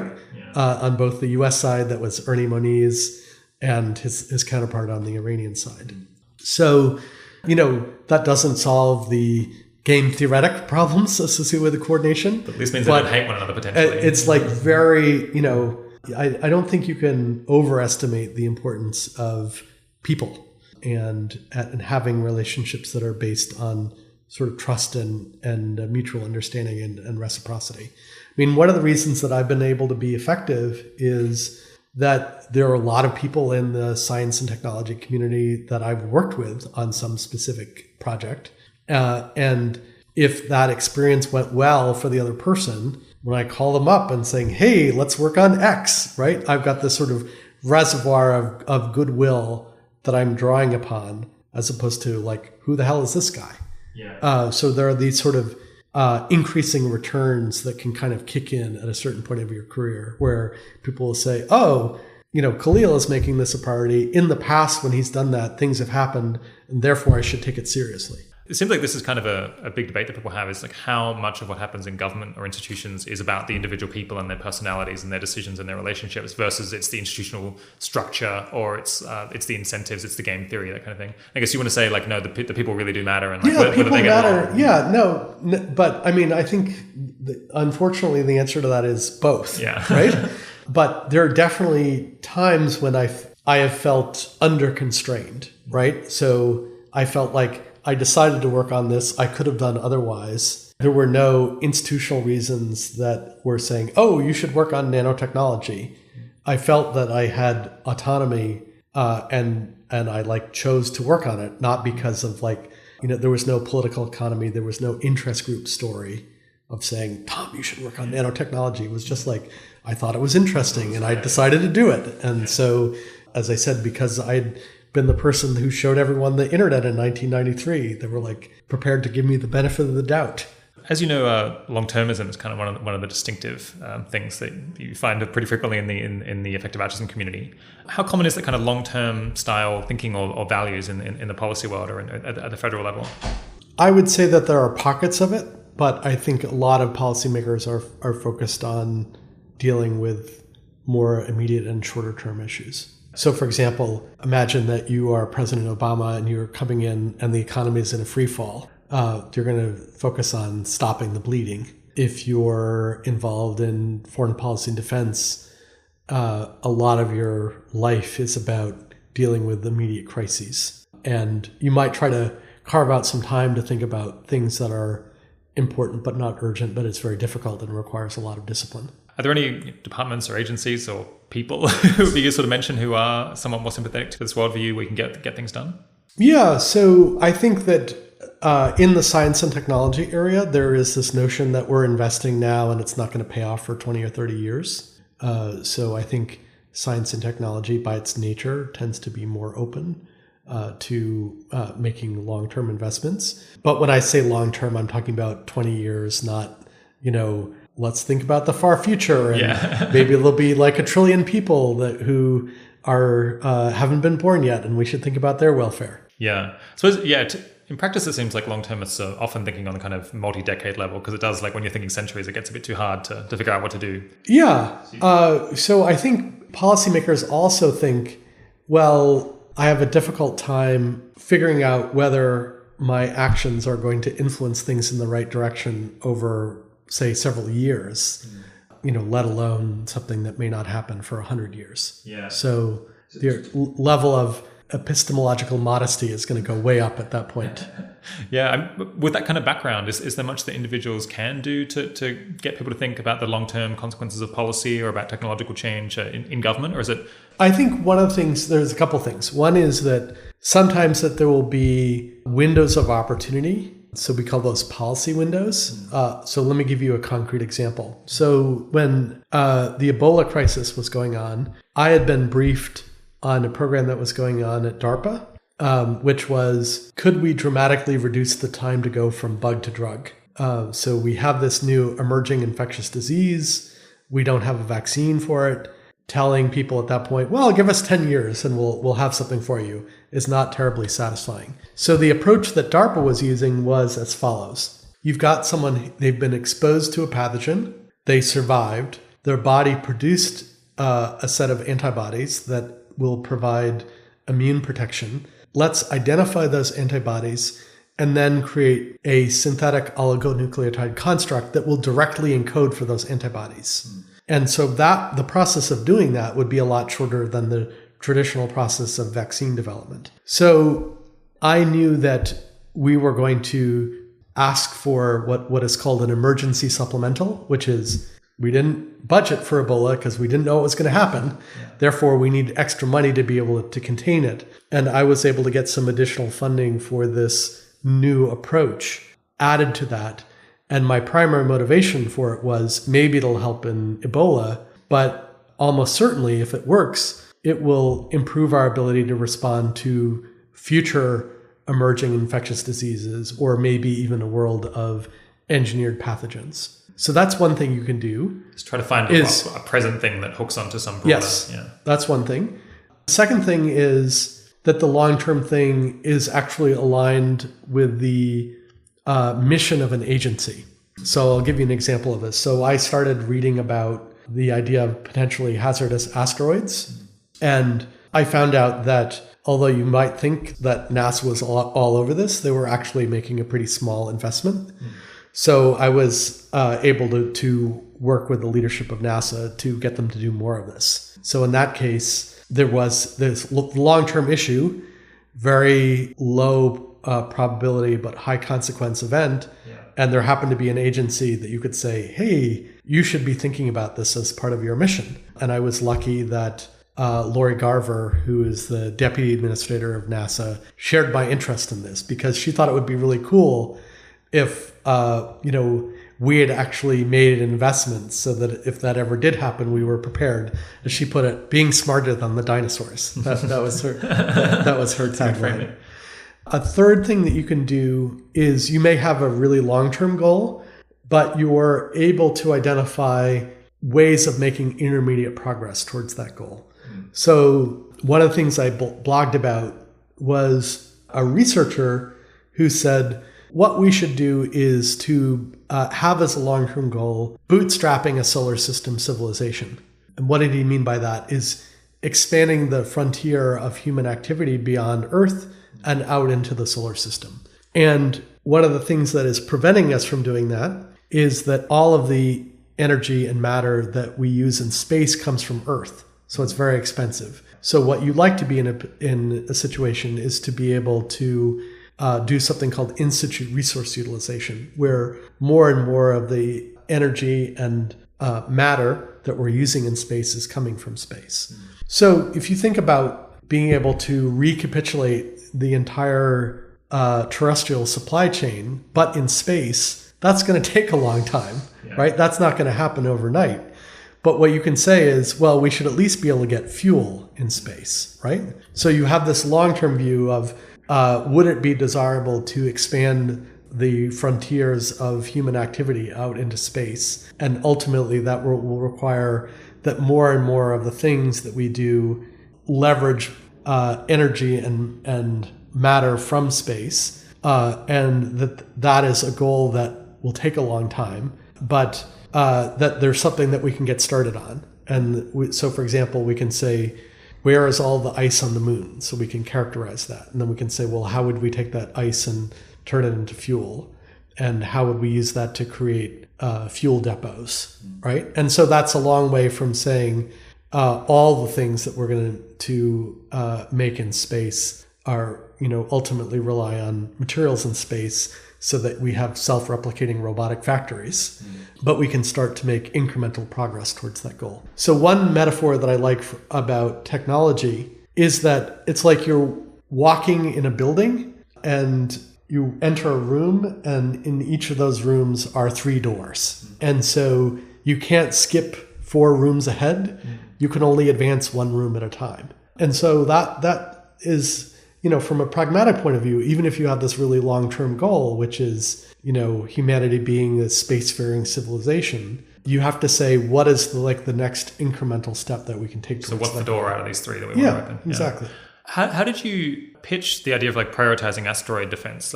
What's the motivation for other actors to offer money to this, given that I don't imagine the public is writing, calling the senator, right? Yeah. They're not clamoring for it. Well, there was research that had been done that said, hey, even though this is low probability, it would be really bad if it did happen, number one. And number two, we had a sense that we'd only observed a small percentage of the asteroids that were out there that were potentially hazardous. And that also, even if we were able to locate them, we would have no idea about what to do about it.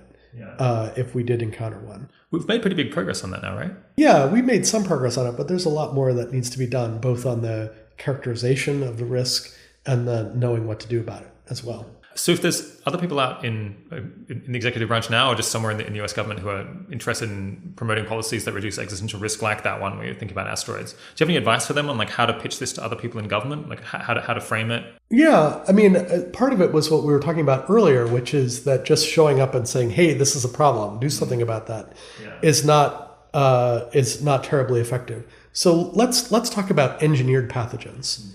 So I think you could get most people to say, yeah, engineered pathogens is a problem, and ultimately we're going to have the capability to prepare it.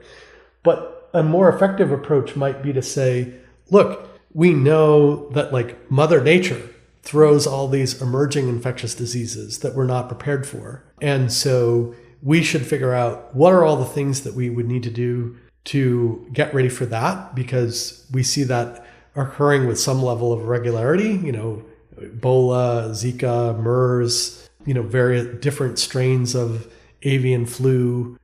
Some of them could have increased transmissibility. So we know we have to get ready for that. And is there a way that we can get ready for that would also have added benefits with respect to a scenario around engineered pathogens as well? So it sounds like you think that we might be pretty bottlenecked by our ability to actually come up with policy ideas that we think are useful. That if you can do that, then you can potentially find right people to talk to, and there's enough sympathy. Yeah, I think that's not the only thing that you need to do, right?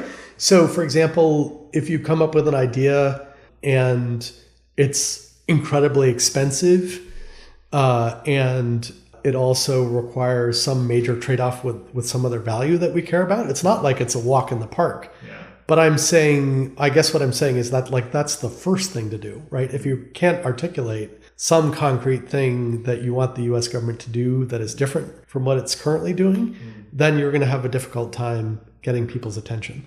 Yeah. Do you have any technologies in mind that you've thought of over the last 20 years that you think might help to reduce existential risk? Well, as I said, I think that there's a lot more that we could be doing on the biology side, and in a couple of different domains. One is dramatically reducing the time to go from an emerging infectious disease or an engineered pathogen and some sort of response In policy circles, that's called reducing the time from bug to drug. And the other is moving away from the idea that we have to have a unique response for every pathogen. So that is called moving away from the one bug, one drug paradigm. Broad spectrum vaccines. Yeah. Or like boosting your innate immune response to anything, or dramatically improved capability on the surveillance side so that you know if something is emerging. I guess that sounds like the kind of thing that NIH, possibly DARPA, like other groups fund already that they consider as one of their responsibilities. So it's like possible to go and get funding for this. Yes. So I think that, for example, I talked about this idea of gene-encoded antibodies providing temporary immunoprophylaxis. So in those cases where we don't have a vaccine and we have an engineered pathogen or something like that, just because you've done the research doesn't mean that you actually have a capability that's ready to go if that occurs. So I think there's a lot more work that needs to be done, not only in developing the technology, but knowing on sort of day one what you would do once the next Ebola occurs, or if there is an accidental or malicious use of, an engineered pathogen or a pathogen that is released on purpose. In as much as you're worried about extinction risks or global catastrophes, do you get any benefit from the fact that kind of defense and security and like emergency management is such a big part of the federal government? There's like other people to collaborate with? Yeah, no, I mean, I think you get some of that, but it's not always the case that just because something is really important, that someone is responsible for it. So I think that sometimes that there are situations where I think that governments in general, and probably human beings for that matter, have a difficult time of dealing with things that they perceive as being low probability, high consequence. So an example is solar weather leading to EMP and like knocking out the grid.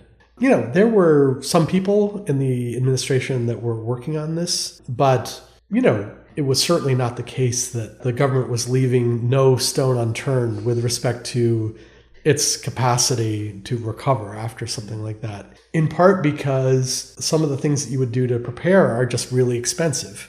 So, and I guess they face competition from other things. They face competition with other resources, right? So, for example, if an EMP knocks out the electric grid, and in order you have to have these really expensive and bulky transformers, and right now, like the private sector has no incentive to do that.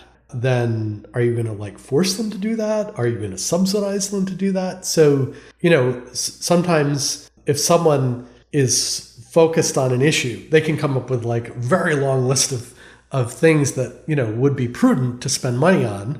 But in an environment where, that's perceived as zero sum, those may compete less well against other things. Yeah, so one way that you could help with that competition is to get the general public to kind of care and pay more attention to these issues, which you can try to do. You can try to like make them worried about these risks, freak people out even potentially, right. So that they'll then like call their senator, call their members of Congress, like hassle people about it. Do you think it's possible to kind of mobilize people about these low probability, high impact problems? And would it actually help at the end of the day, someone who's in the White House trying to move funding?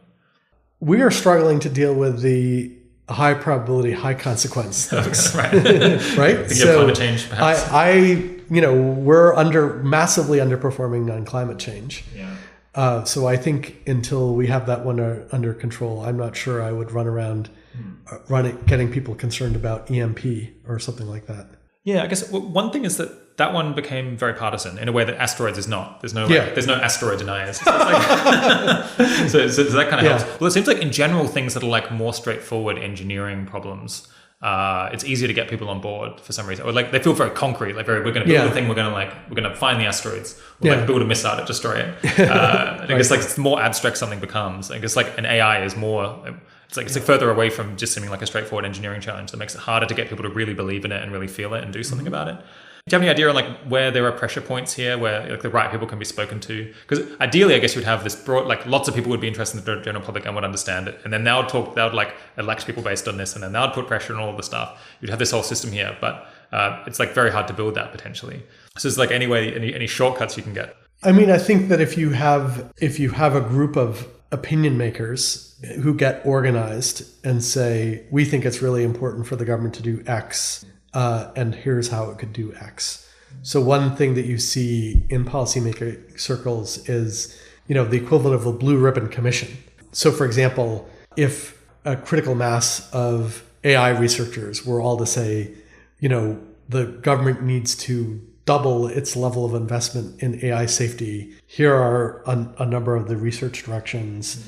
Here's how much it would cost. You wouldn't need consensus. It's not like you'd have to get every AI researcher to sign it. But if you had like a critical mass who said this is really important and here's what the government can do, then certainly on a technical issue that, again, doesn't involve this sort of massive conflict with some other set of values and is not, going to cost tens of billions of dollars, then that's something where the opinions of experts and opinion makers coupled with an internal champion can make a significant difference. It sounds like you might think that another angle is to convince people that it's affecting them now. That if you say, climate change is hitting people now, so people have tried that with like some success. But maybe you could try to say, artificial intelligence. Well, I guess people do make this case that, we're already seeing problems with like artificial intelligence that's doing things that we don't really intend and we don't understand how it works. No, we're seeing like algorithms. Yeah. We're seeing algorithmic driven decision making, right? I mean, and it's sort of generally the case that sometimes when you use metrics and you optimize for that metric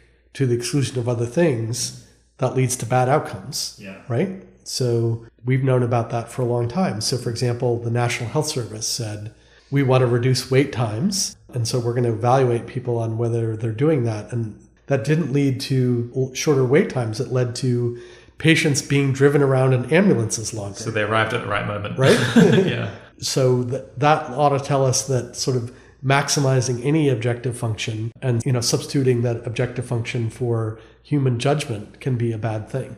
Do you agree that like potentially trying to connect it with like concrete things that are happening today is like definitely makes it easier to get people involved? Yeah. Yes, as opposed to saying imagine one day you could have recursively self-improving systems.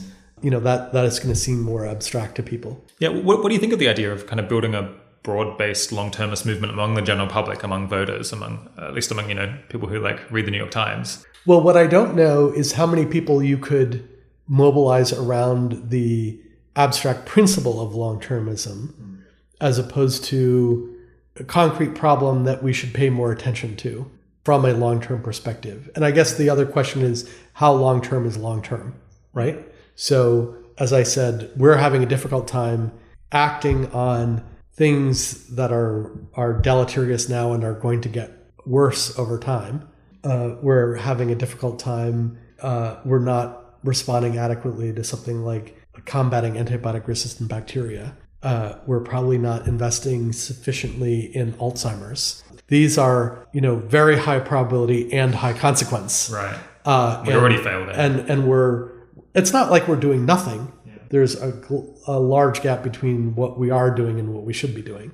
So I guess I would say if you were going to organize a movement around it, I would focus on the high probability, high consequences and build up our sort of civilizational muscle for solving those problems. And then after we've got those done, then, we can build up a muscle around the, low probability, high consequence things.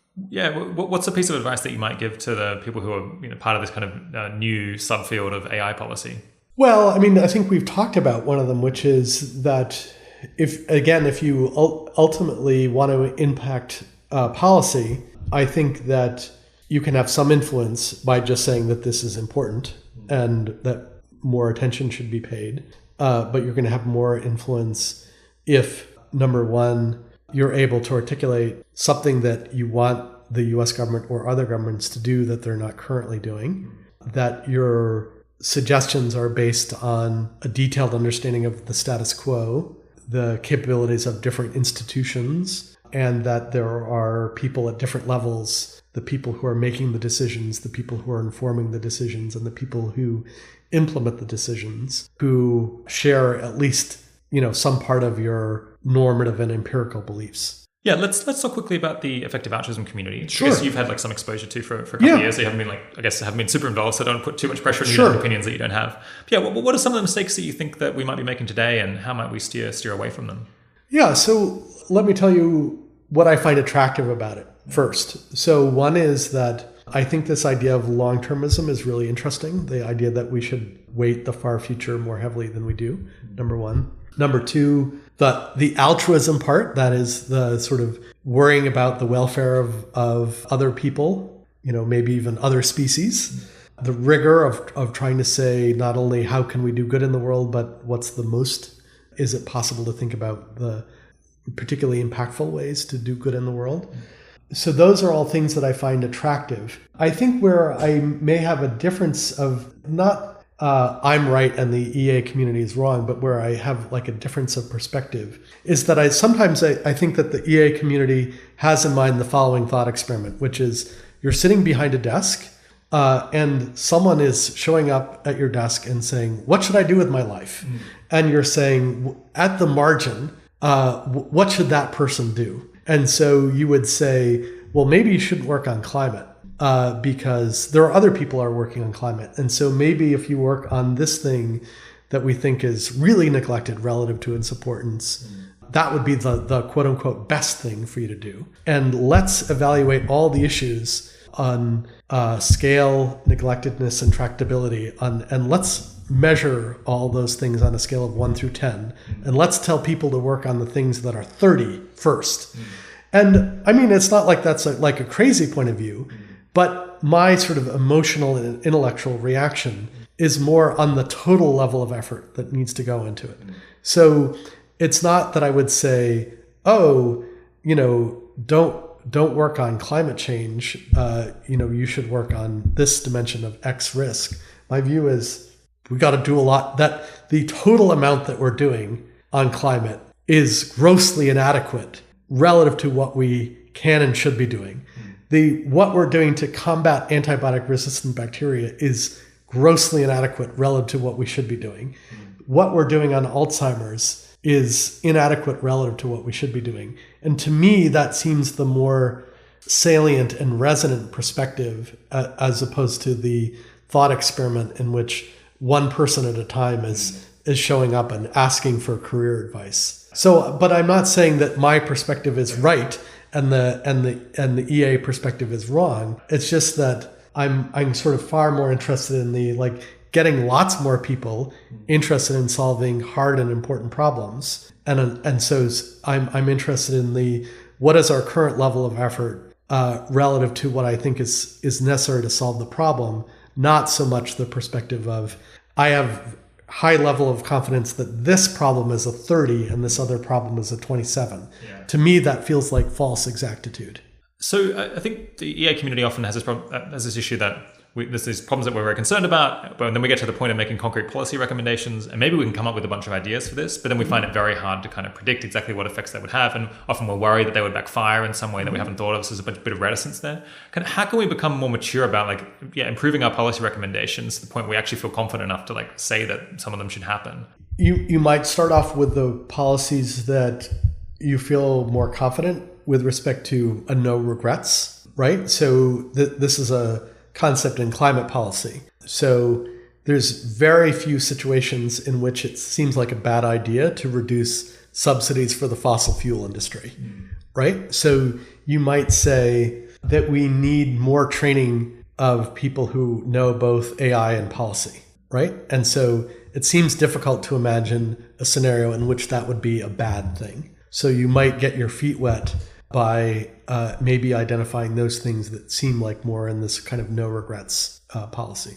I guess also, should we also just be talking to way more people perhaps to get a better understanding of? So I think that there's a lot of homework that you can do. So for example, you can have a more fine-grained understanding of what's already happening, number one. Number two, what are the individuals and organizations that are involved in shaping policy, both inside and outside the government? Number three, what are their existing normative beliefs and empirical views? And what are things that have been tried in other areas that might be potentially relevant? So I think that there is a lot of that sort of homework that could be done that would help you generate more ideas. And the other thing is that you can talk to people who have been involved in the policy process and it can give you feedback or can explain how particular institutions work. So for example, let's say that you decided that a good next step would be that there should be more R&D that helps reduce existential risk. And maybe it's on the pandemic side, or maybe it's on the AI safety side. Well, one thing that you'd want to know is like which agencies would have the capability to do that, and how do those agencies make decisions? So, for example, DARPA has a budget of $3.5 billion. But one of the interesting things to know about DARPA is the P in DARPA stands for projects. And what that means is that every 4 years, they stop working on something. So that means a quarter of their budget is available for new projects every year. So unlike an agency like the National Science Foundation, where if you want to get them to do something new, you kind of have to get them some more money, because they're not going to say, this year, we're no longer going to fund condensed matter physics. Instead, we're going to fund this other thing. They're going to fund physics, in perpetuity. And so the way you influence DARPA is you get someone to go there who wants to pitch that program. So DARPA is a very program manager-centric organization, and the director doesn't necessarily choose what to work on next. The DARPA program manager candidate arrives, and their job talk is based on an idea that they have, and they have to answer something called the Heilmeier Catechism, which are a set of questions that this previous DARPA director came up with for evaluating whether or not you have a good idea for an R&D program. So if you want to influence DARPA, and let's say you want them to do more in the area of improving our response to engineered pathogens, then the way to do that is to say, well, who could we find who would be like world-class technically and has a great idea and could have convincing answers to the Heilmeier Catechism, who would be willing to go to Washington for 4 years, right? So if you didn't know anything about that agency or how it operated, then that wouldn't occur to you as a path to influence. But if you knew like exactly how it worked and its culture and its procedures for decision-making and how its budget works, then that it becomes a little clearer about how you'd influence that as an organization. Yeah, so you just have to kind of have more direct experience and connections and like actual knowledge about how things work, rather than just a vague sense of this is like the government. Right. So like a lot of times people talk about the government as if it's a rational, unified rational actor that has a set of preferences that it's trying to maximize. Yeah. And, occasionally if the president has something is really priority, then the White House can manage to coordinate the activities of multiple departments and agencies. But it's still, better understood at this sort of more fine-grained institutional level. So what maybe should the EA community be doing to gain more influence with senior policymakers or, major philanthropists? And perhaps are there any things you think that we should stop doing that are maybe hindering us? So I would say that I'm not sure how many people in the world will necessarily look at the world through the EA prism. But I think that if you've decided that there are more things that we should be doing that will respond to an EA priority, like reducing existential risk, then you can say, who are the people who already care about that issue, right? So for example, if you said that you were concerned about pandemics or engineered pathogens, that there are lots of people who are interested in that issue. And then you can say, is there some, value added that we can add to that conversation? First of all, a certain amount of humility about like a bunch of smart people have thought about this. Are there ideas that they have that are not happening where, we can help inform a philanthropist who is taking an EA perspective to say, oh, there's a really important leverage point here. So for example, I mentioned that I think people are really important. And so I think something that we don't do nearly enough of is to say, all right, here's an area that's really important, where policy has a big impact, and where the quality of the people who are in those positions has an impact as well. And so someone should be thinking about what are the key positions, who are strong candidates for those positions, and what sort of effort would increase the chances of them, the right person, winding up in the right position. That's an example of something that I think we're underinvesting in relative to its expected return. Yeah, are there any other ideas for how we could improve? I'm thinking like perhaps try to recruit different kinds of people who we're currently lacking, or become knowledgeable about other problems that we haven't focused on so far. Well, I would say that I would think about this inductively, right? So, for example, on the question of existential risk, I would say, could you find out whether there are particular types of people that the community of people who is working on pandemics lacks? So let me give you an example in a totally different field, not connected to EA, which is that after the healthcare.gov crisis, the administration made a full court press to recruit more people who had expertise in areas like software engineering and human-centered design. And so there was a growing awareness, hey, we need more people like this in the government because more and more services are going to be delivered digitally. And if we don't have people who know about cybersecurity, software engineering, human-centered design, then the government is not going to be able to function in the 21st century. So the hard way recognized that we needed more people with those skills in the government.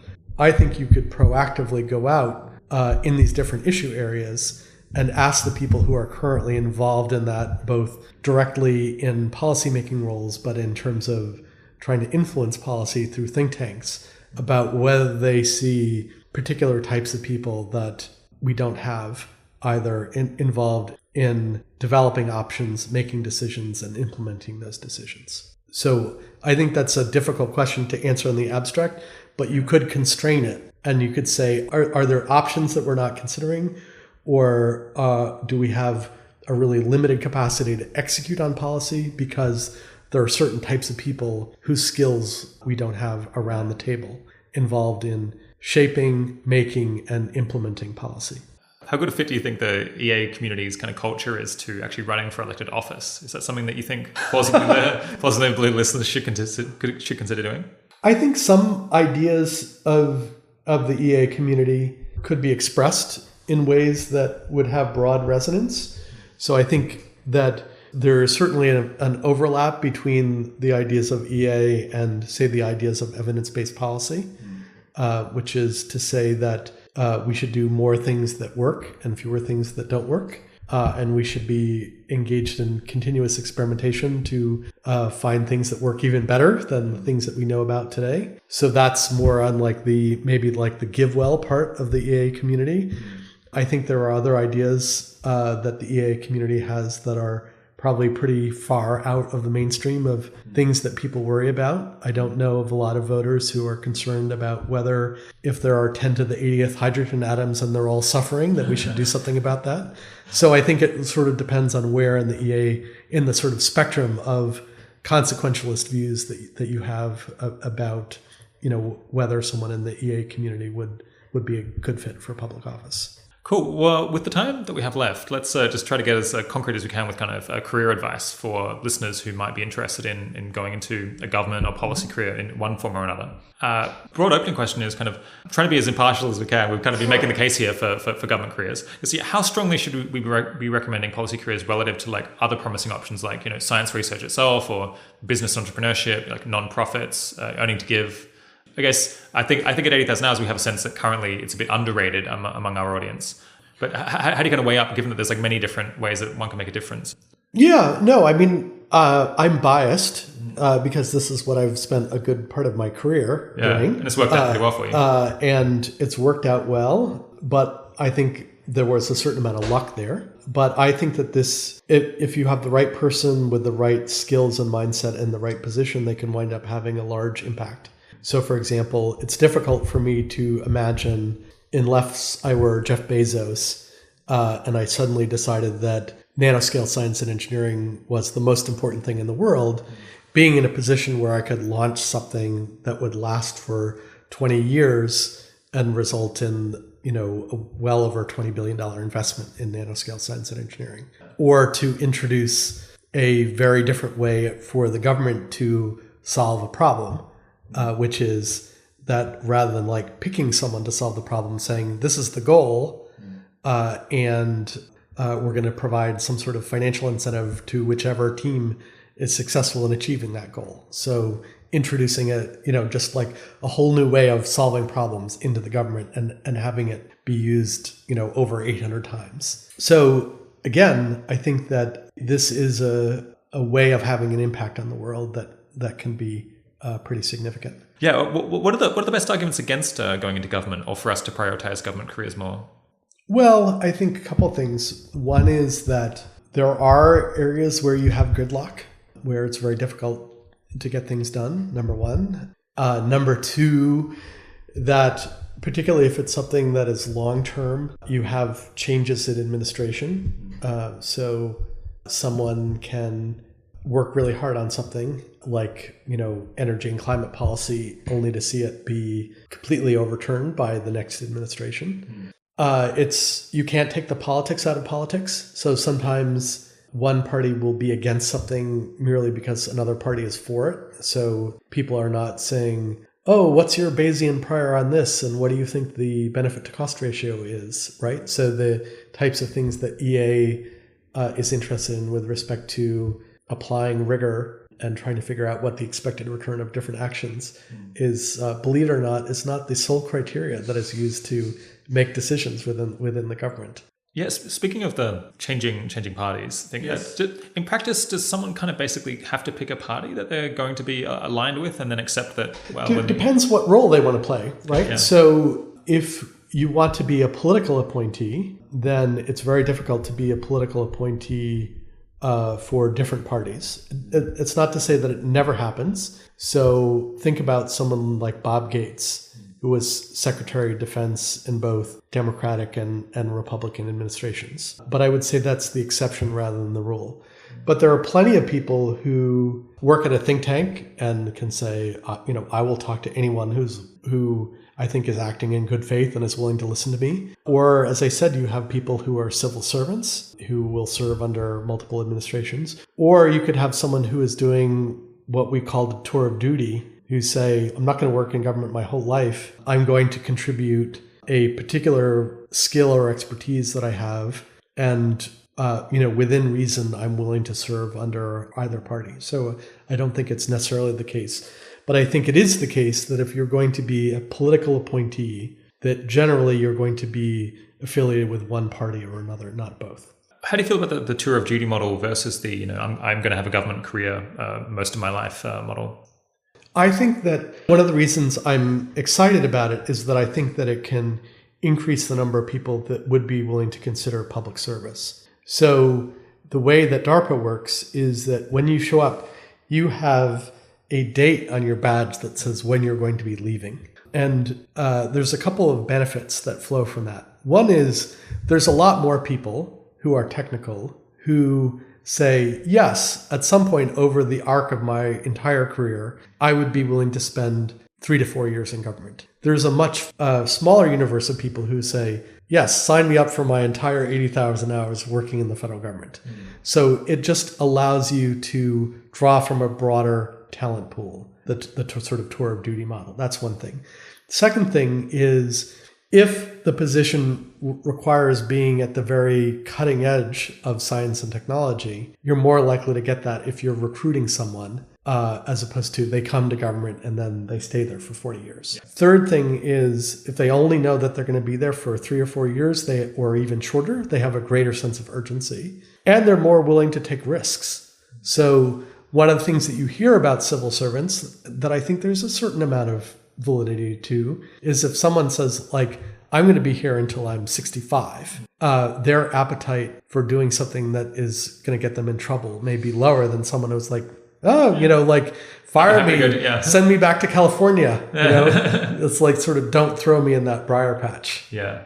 Would you be able to kind of map out the space of different career tracks that people should have in mind? I guess there's federal government, there's the executive branch, legislative branch, there's like political appointees, there's just bureaucrats who are non-political, there's like think tanks. How do you kind of conceptualize that whole space? I think that one of the things that is more difficult about it is that there is not the same sort of uniformity that there is in other careers. For example, you say, I'm an undergraduate, graduate, postdoc, assistant professor, associate professor, full professor, named chair, grand poobah. Or like working your way up an organization from entry-level employee to the CEO, right? So I don't think that there's this level of uniformity.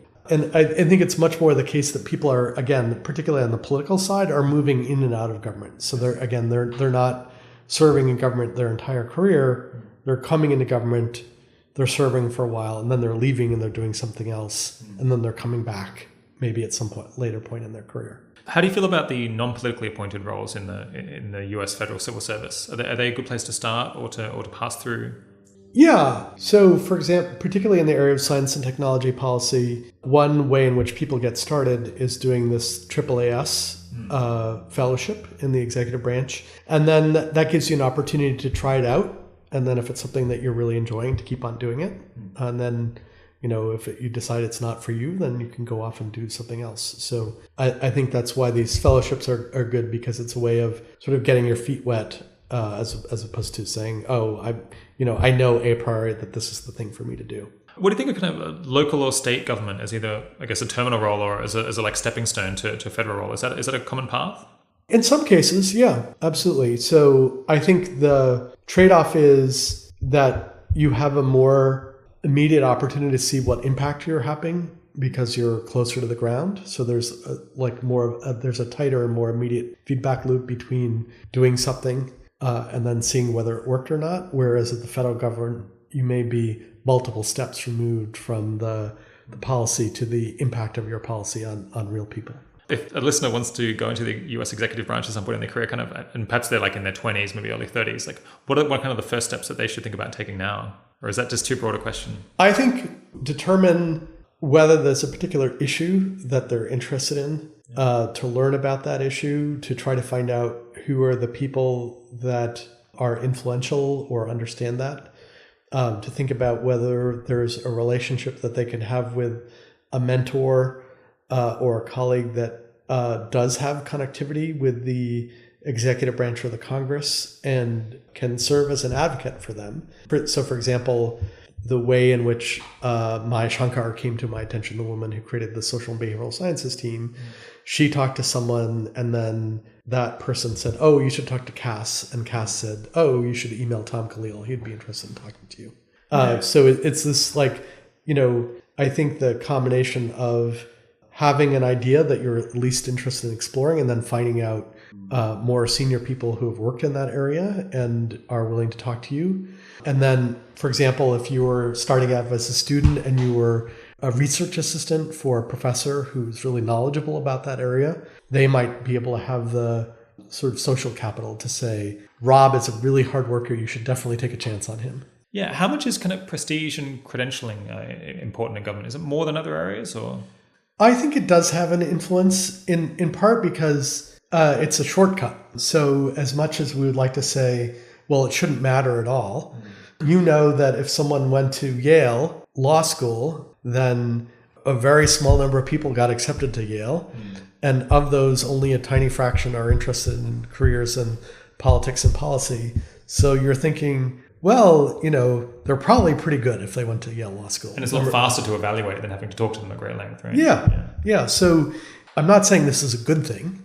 I think it would be better if we had other mechanisms. But I would say that, realistically, people will make certain assumptions about your sort of raw level of intelligence on whether or not you went to and successfully completed some highly selective institution or got some highly prestigious fellowship. Now, that might help get you in the door, but then they're going to ask all these other questions about you as well.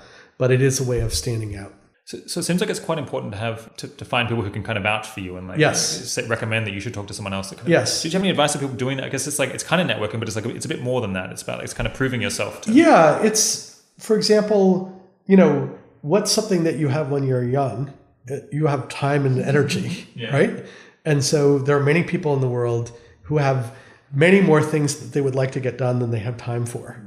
So the sort of trade that you can make with someone like that is to say, I will work really hard on a project that you have defined. And sort of like the quid pro quo is like, if I really deliver the goods on that, you will say things about me that you believe to be truthful. Like, you're a really hard worker. You're a quick study. You have a high, sort of general level of intelligence. You're a good writer. Whatever sort of the attributes that may be difficult for someone to observe just by looking at your resume, having someone vouch for you is important. What kind of mistakes do you see people make when they're trying to build a career in government?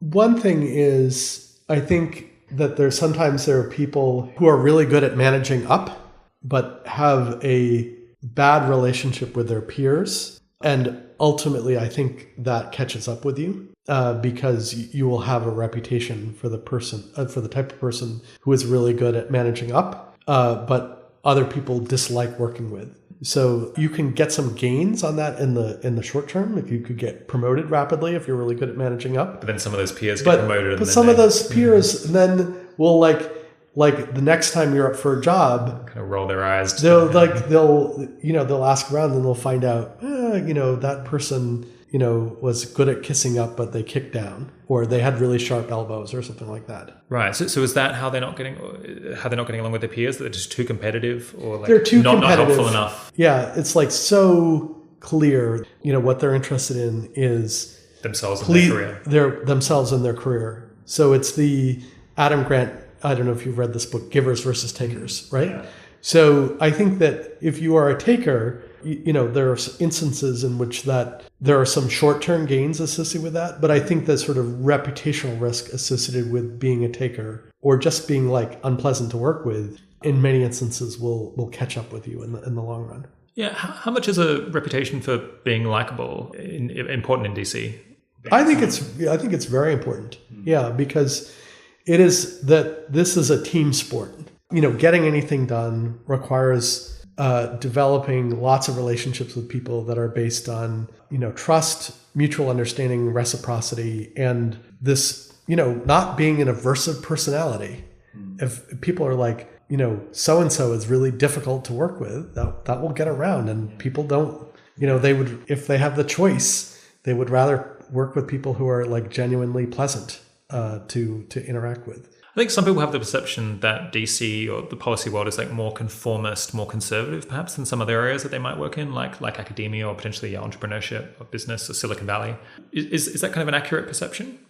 I think there's plenty of room for creativity, but I can definitely see how people would view it as, particularly if you're in the sort of the middle ranks of a very large hierarchical organization. So yeah. I think that's not an unreasonable observation. Yeah, this is like something you potentially have to be somewhat comfortable with. Yeah.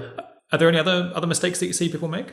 I think one thing is people will sometimes underestimate how long it takes something to get done. So they get frustrated if it doesn't happen. Like if they're, I think that this is particularly the case if someone comes in from the business world, and so they're used to like, hey, there's someone in charge, and like once they make a decision, then everyone is going to salute, and we're going to like immediately go in that direction, as opposed to this like, hey, our founding fathers created this political system with lots of veto points in it, and so that has its benefits as well. But like if you're trying to get something done urgently, then the need to have lots of people agree can be frustrating to someone who's like, well, why can't we just get everyone in a room and decide? Okay, so you kind of have to be willing to play the long game a bit. Yeah. The other way in which I handled that was to have lots of projects going on. So if like one was getting stuck, then I could work on another project. How political is it? Obviously, DC is political in a sense, but how office politics-y is it? I mean, it depends on the organization. Some organizations have more of that kind of office politics associated with it. So yeah, I don't know that there's a universal answer to that I can give. Because in the White House, well, it seems like at least today there's a lot of like jockeying for attention or influence, a lot of like infighting. Maybe that's a bit untypical what's going on right now. But yeah, do you often have to like find ways to route around people who are kind of trying to stop things that people are working on? Sure. Yeah. I mean, if something is important enough that you have to think about escalating it, right? So if you were like, oh, these people at this level can like fundamentally disagree, but we think that this is important enough so that it needs to go to a higher level, and we need to repeat that. So That is, for example, that's the way that the National Security Council is structured. So you might have a conversation that starts off in something called an interagency working group. And then if the issue is important enough, then it would get booted up to something called the Deputies Committee. And those would be the Deputy National Security Advisor, the Deputy Secretary of State, the Deputy Secretary of Defense. And then if it's even more important, then it would go up to the principals. And so that would be like the Secretary of Defense, the Secretary of State. And then if it's even more important than that, then the president is directly involved. And so that process makes sure that you don't get in a situation where nothing gets done because there's disagreement at the cabinet level. And so like you say, well, we can't make a decision because the Secretary of State and Secretary of Defense have a different position on this. The National Security Advisor, if they're doing their job, tries to resolve it at a lower level if that's possible. But if it's not, and if they believe the issue is important enough, they're like, the president decides. And so Obama used to complain that the only issues that he saw were the really gnarly ones. The hardest one, yeah. Because if they were easier, they would have been resolved at a lower level.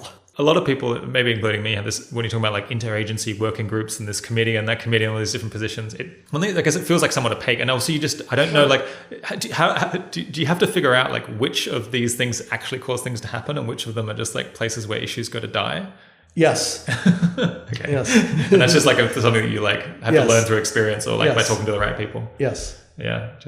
So an issue that comes up quite a lot with people we talk to is that they're interested in doing something in government, but obviously it's so large. We're talking about millions of positions here, and maybe only a few 100,000 of those come up are advertised each year. But how does one go about like a job search? You're actually trying to figure out like how do you find the positions, like the really good ones that you want to apply for in like a sea of like just so many different roles that you could conceivably go for?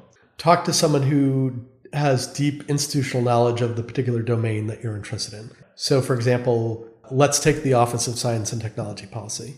When we entered, when the Obama administration began, there were, say, 40 people at OSTP. And by the time we left, we had significantly increased the number of people that were working at OSTP so that it was over 100. So the way in which the office was structured was that it was headed up by the science advisor. There was a chief technology officer who had similar rank to the science advisor.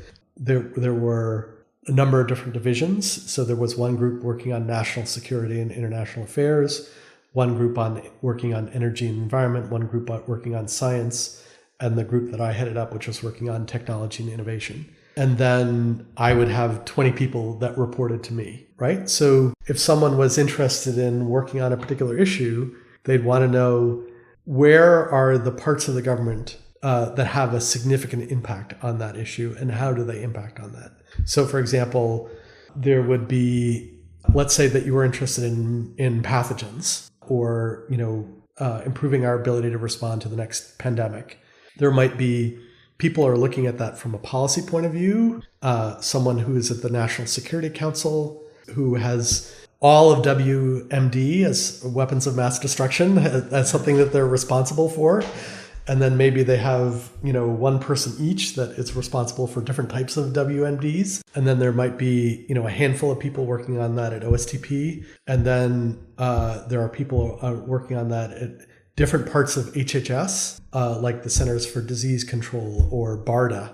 So there's not a substitute for talking to someone who can give you a sense for the organizational landscape on a particular issue that you're interested in and explaining what their roles and responsibilities are and the types of things that you would be doing day to day if you were to work there, either in a sort of an implementation role or a policy setting role, and what are the types of backgrounds that people who have those roles, traditionally have. Yeah, it seems like so much of the information you need to get, it has to come from talking to people individually.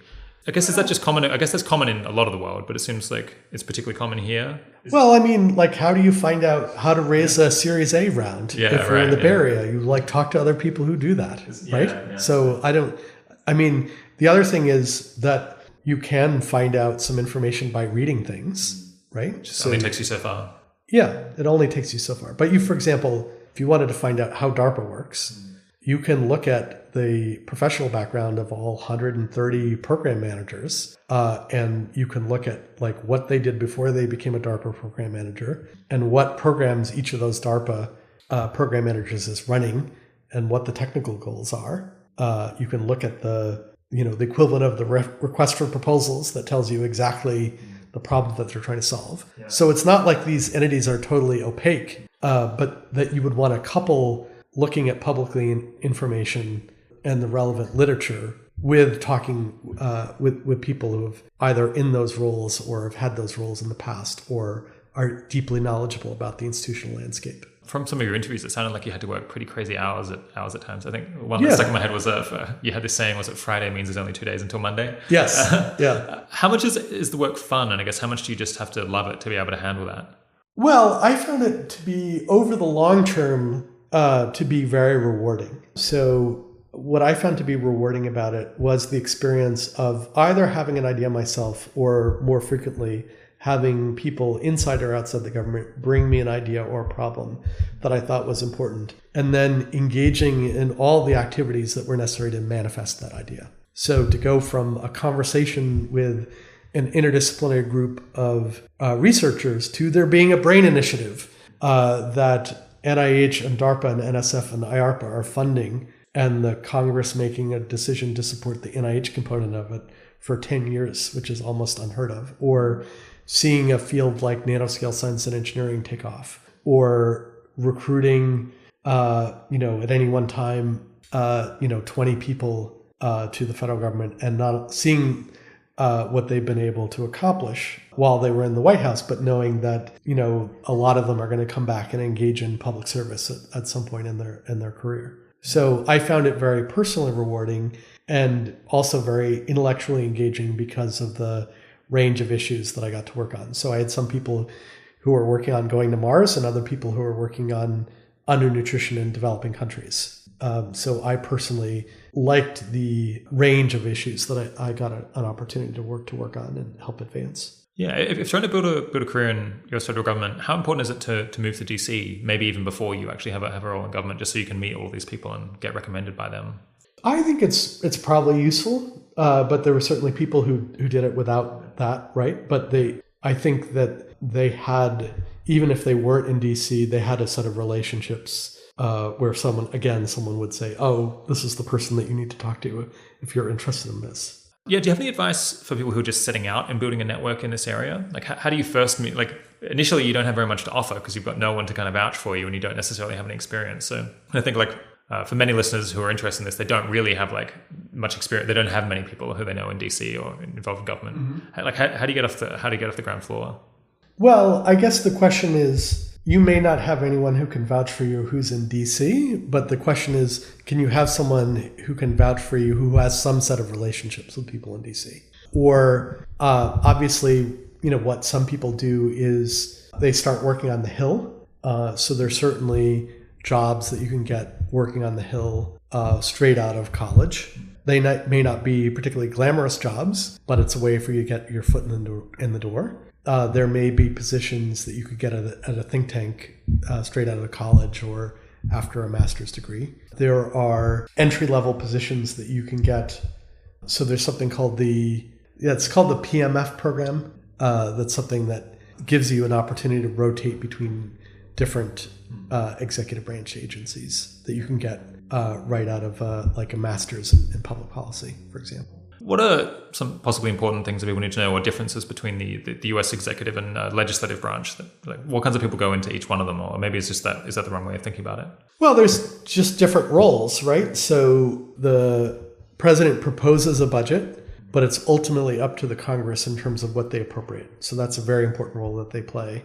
So if you want to do something that is going to require resources, then having the Congress on board in the appropriations process is very important. That's number one. Number two is if there's something that you want to get done that requires a change in law, obviously you cannot do that without the legislative branch. And then number three, they can engage in this oversight role, which is really important to say, we think that the executive branch is not doing a very good job in this particular area, and we're going to hold hearings to try to get to the bottom of why they've been less successful.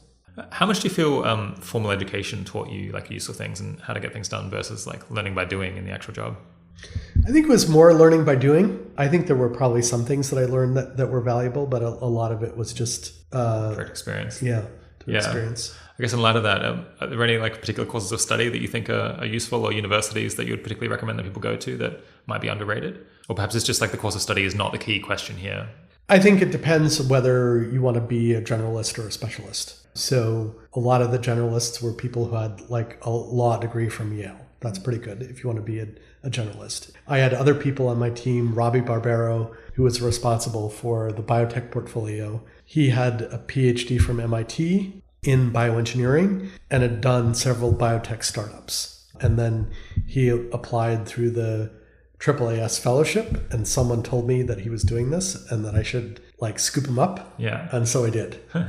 Is there more demand for specialists or generalists? Do you have any like view on like, whether more people should do one or the other, or how to choose? No. Or maybe no. Takes both, or yes. Yeah. So I mean, I've been a generalist, and so I think that there are values to being a generalist. But me being a successful generalist depends on there being this very broad ecosystem of specialists. Yeah, in our conversation earlier, you talked about the Intergovernmental Personnel Act. Yes. Could you explain how that works and how that can really like allow people to move upwards quite quickly? So the Intergovernmental Personnel Act is a very underappreciated law. What it allows is for a federal agency to say, I want to move Rob from 80,000 hours to OSTP. So basically what the government can do, someone in a government agency, is to move someone who is currently in a university, state and local government, or a nonprofit organization that has something about advising the government in its charter. And they need to have been in that organization for 90 days. So if you look at an organization like the National Science Foundation, their leadership are university faculty members who are doing this tour of duty through the National Science Foundation. So the person who runs the computer science division of NSF, which has a budget of $1 billion, is not staffed by a NSF career employee. It is staffed by a leading computer science professor who is on loan from that university for some period of time, like 4 years. So it's a way in which the government can recruit someone who is in a nonprofit, state and local government or academia and do so in a very easy and straightforward way. Yeah, you got most of your staff from this, is that right? I got a number of my staff from this, yeah. Yeah, so how can someone use this knowledge? Can they approach people in government and be like, oh, you could hire me using this mechanism? Yes. Yeah. So someone who doesn't know about this might say, oh, I would have to have hire you through the civil service. And there would need to be this, open search and like 150 people would apply and I might not be involved in the decision making. Yeah. And so I might get like some random person that really doesn't have the necessary skills that I need. But if I know, oh, Rob is the guy, he has exactly the right background, and you're in a nonprofit that has something about, advising the government in its charter, or you're in a university, then the government agency can just cover your salary and then you are detailed to the government for up to 4 years. How come this is more widely known? It seems like an amazing backdoor way of, I don't know. Okay. It's interesting. People think that there are like two types of people. There's like the political people, and then there's the people who are going to be there for 30, 40 years. And actually, it turns out that there are a set of flexible hiring authorities that are on the books that allow the government to bring in people in a more flexible way, as long as it is term limited. So you couldn't bring someone on and saying you can work for the government forever, but you could say you can work for the government for up to 4 years. And for a lot of people, that's great, right? Then they'll go do something else. Yeah. Are there any people you can't get from? Can you get people just from any business? Or? You can't do an IPA if someone is in a for-profit company. Okay. Right. Yeah. Right. I see. So if someone said, I'm working at IBM, right, you wouldn't be able to do this. Yeah. Is that in part to avoid conflicts of interest? Or? Yeah. Interesting. Makes sense. Are there any jobs available at the moment that you're aware of that people could actually apply for? I guess, yeah. Do you regularly hear about like positions that, and did you go scouting for people who could potentially go work in the government? Yeah, or like Jason Matheny is hiring. Yeah, right. The Center for Security and Emerging Technology at Georgetown. Yeah. What do you think of that project?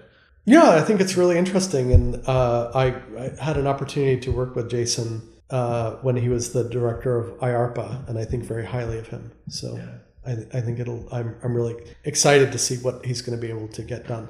Are there any red flags that you think might show up for someone who's not suitable for work in government or policy? Yeah, I mean, someone who dislikes working with other people, someone who is really impatient. So I think you can be impatient inside, but if you communicate, you have to be able to control that. So I think you have to be willing to be persistent and take the long view. But yeah, those are some of the things. Are there any people who helped you out a lot to advance in your career? And were you able to figure out who they were ahead of time and get conversations? Yeah, so someone who was very helpful to me and someone who was the best man in my wedding. So he and I worked together on the 88 Dukakis for President campaign. He then went down to Little Rock and was the person who said, why don't you come down to Little Rock and work on President Clinton's position papers on science and technology. His name was Gene Sperling. And so when Bob Rubin asked Gene, who should I hire? He said, oh, you should hire Tom Kalil. So both Gene Sperling and Sylvia Matthews were very influential in me getting the job working for Bob Rubin on the National Economic Council. And the reason that I wound up working for President Obama is because I'd worked for President Clinton. And so, people knew some of the things that I'd been able to get done when I worked for President Clinton. Then there was someone who was one of my early recruits on the Office of Science and Technology Policy, Kumar Garg. And he and I have worked together since 2009 and are continuing to work together. And I wouldn't have been able to accomplish half the things I'd done without sort of a deep and long-lasting friendship and partnership with Kumar. Yeah, having worked in the White House for 16 years, you must have some interesting or funny stories from your experience there that are different perhaps than what people expect. Can you share one of them? Sure. This is a story that happened in 1995 and 1996. So as I mentioned, Vice President Gore was really interested in this idea of the information superhighway. And one of his goals was, what if we could connect every classroom to the internet? And so I would tell people about the vice president's interest in this issue. And someone who I'd gotten to know, John Gage, who is at a company by the name of Sun Microsystems, said, oh, I've got this idea called Net Day. And the idea is, what if on a single day, tens of thousands of engineers showed up in schools all across California and started the process of wiring California classrooms to the internet? And I said, well, great. And he said, I've got a web page of what this would look like if it actually happened. And so he emailed it to me, and I gave it to the vice president, and the vice president thought it was a done deal. So at this point, it was just in the fevered imagination of John Gage. So the vice president has a weekly lunch with the president. And so he said, Mr. President, we have Sun, we have Apple, we have HP, we have IBM, we have Pacific Gas and Electric, and they have all agreed that they're going to wire thousands of classrooms and schools all across California. And the president was like, great, let's announce it. And so it turned out that they were going to be in the Bay Area anyway. So they decided, we're going to announce Net Day. So I called up John Gage and I said, they're going to come out and announce this. And so he and I spent the next week calling in every favor that we had to get these CEOs to show up and announce that they were for this. They were a little sketchy on the details of what it was. And what John did was he developed a website, which was a clickable map of California that allowed you to zoom all the way down to the street level. All 12,000 public and private K-12 schools had their own homepage.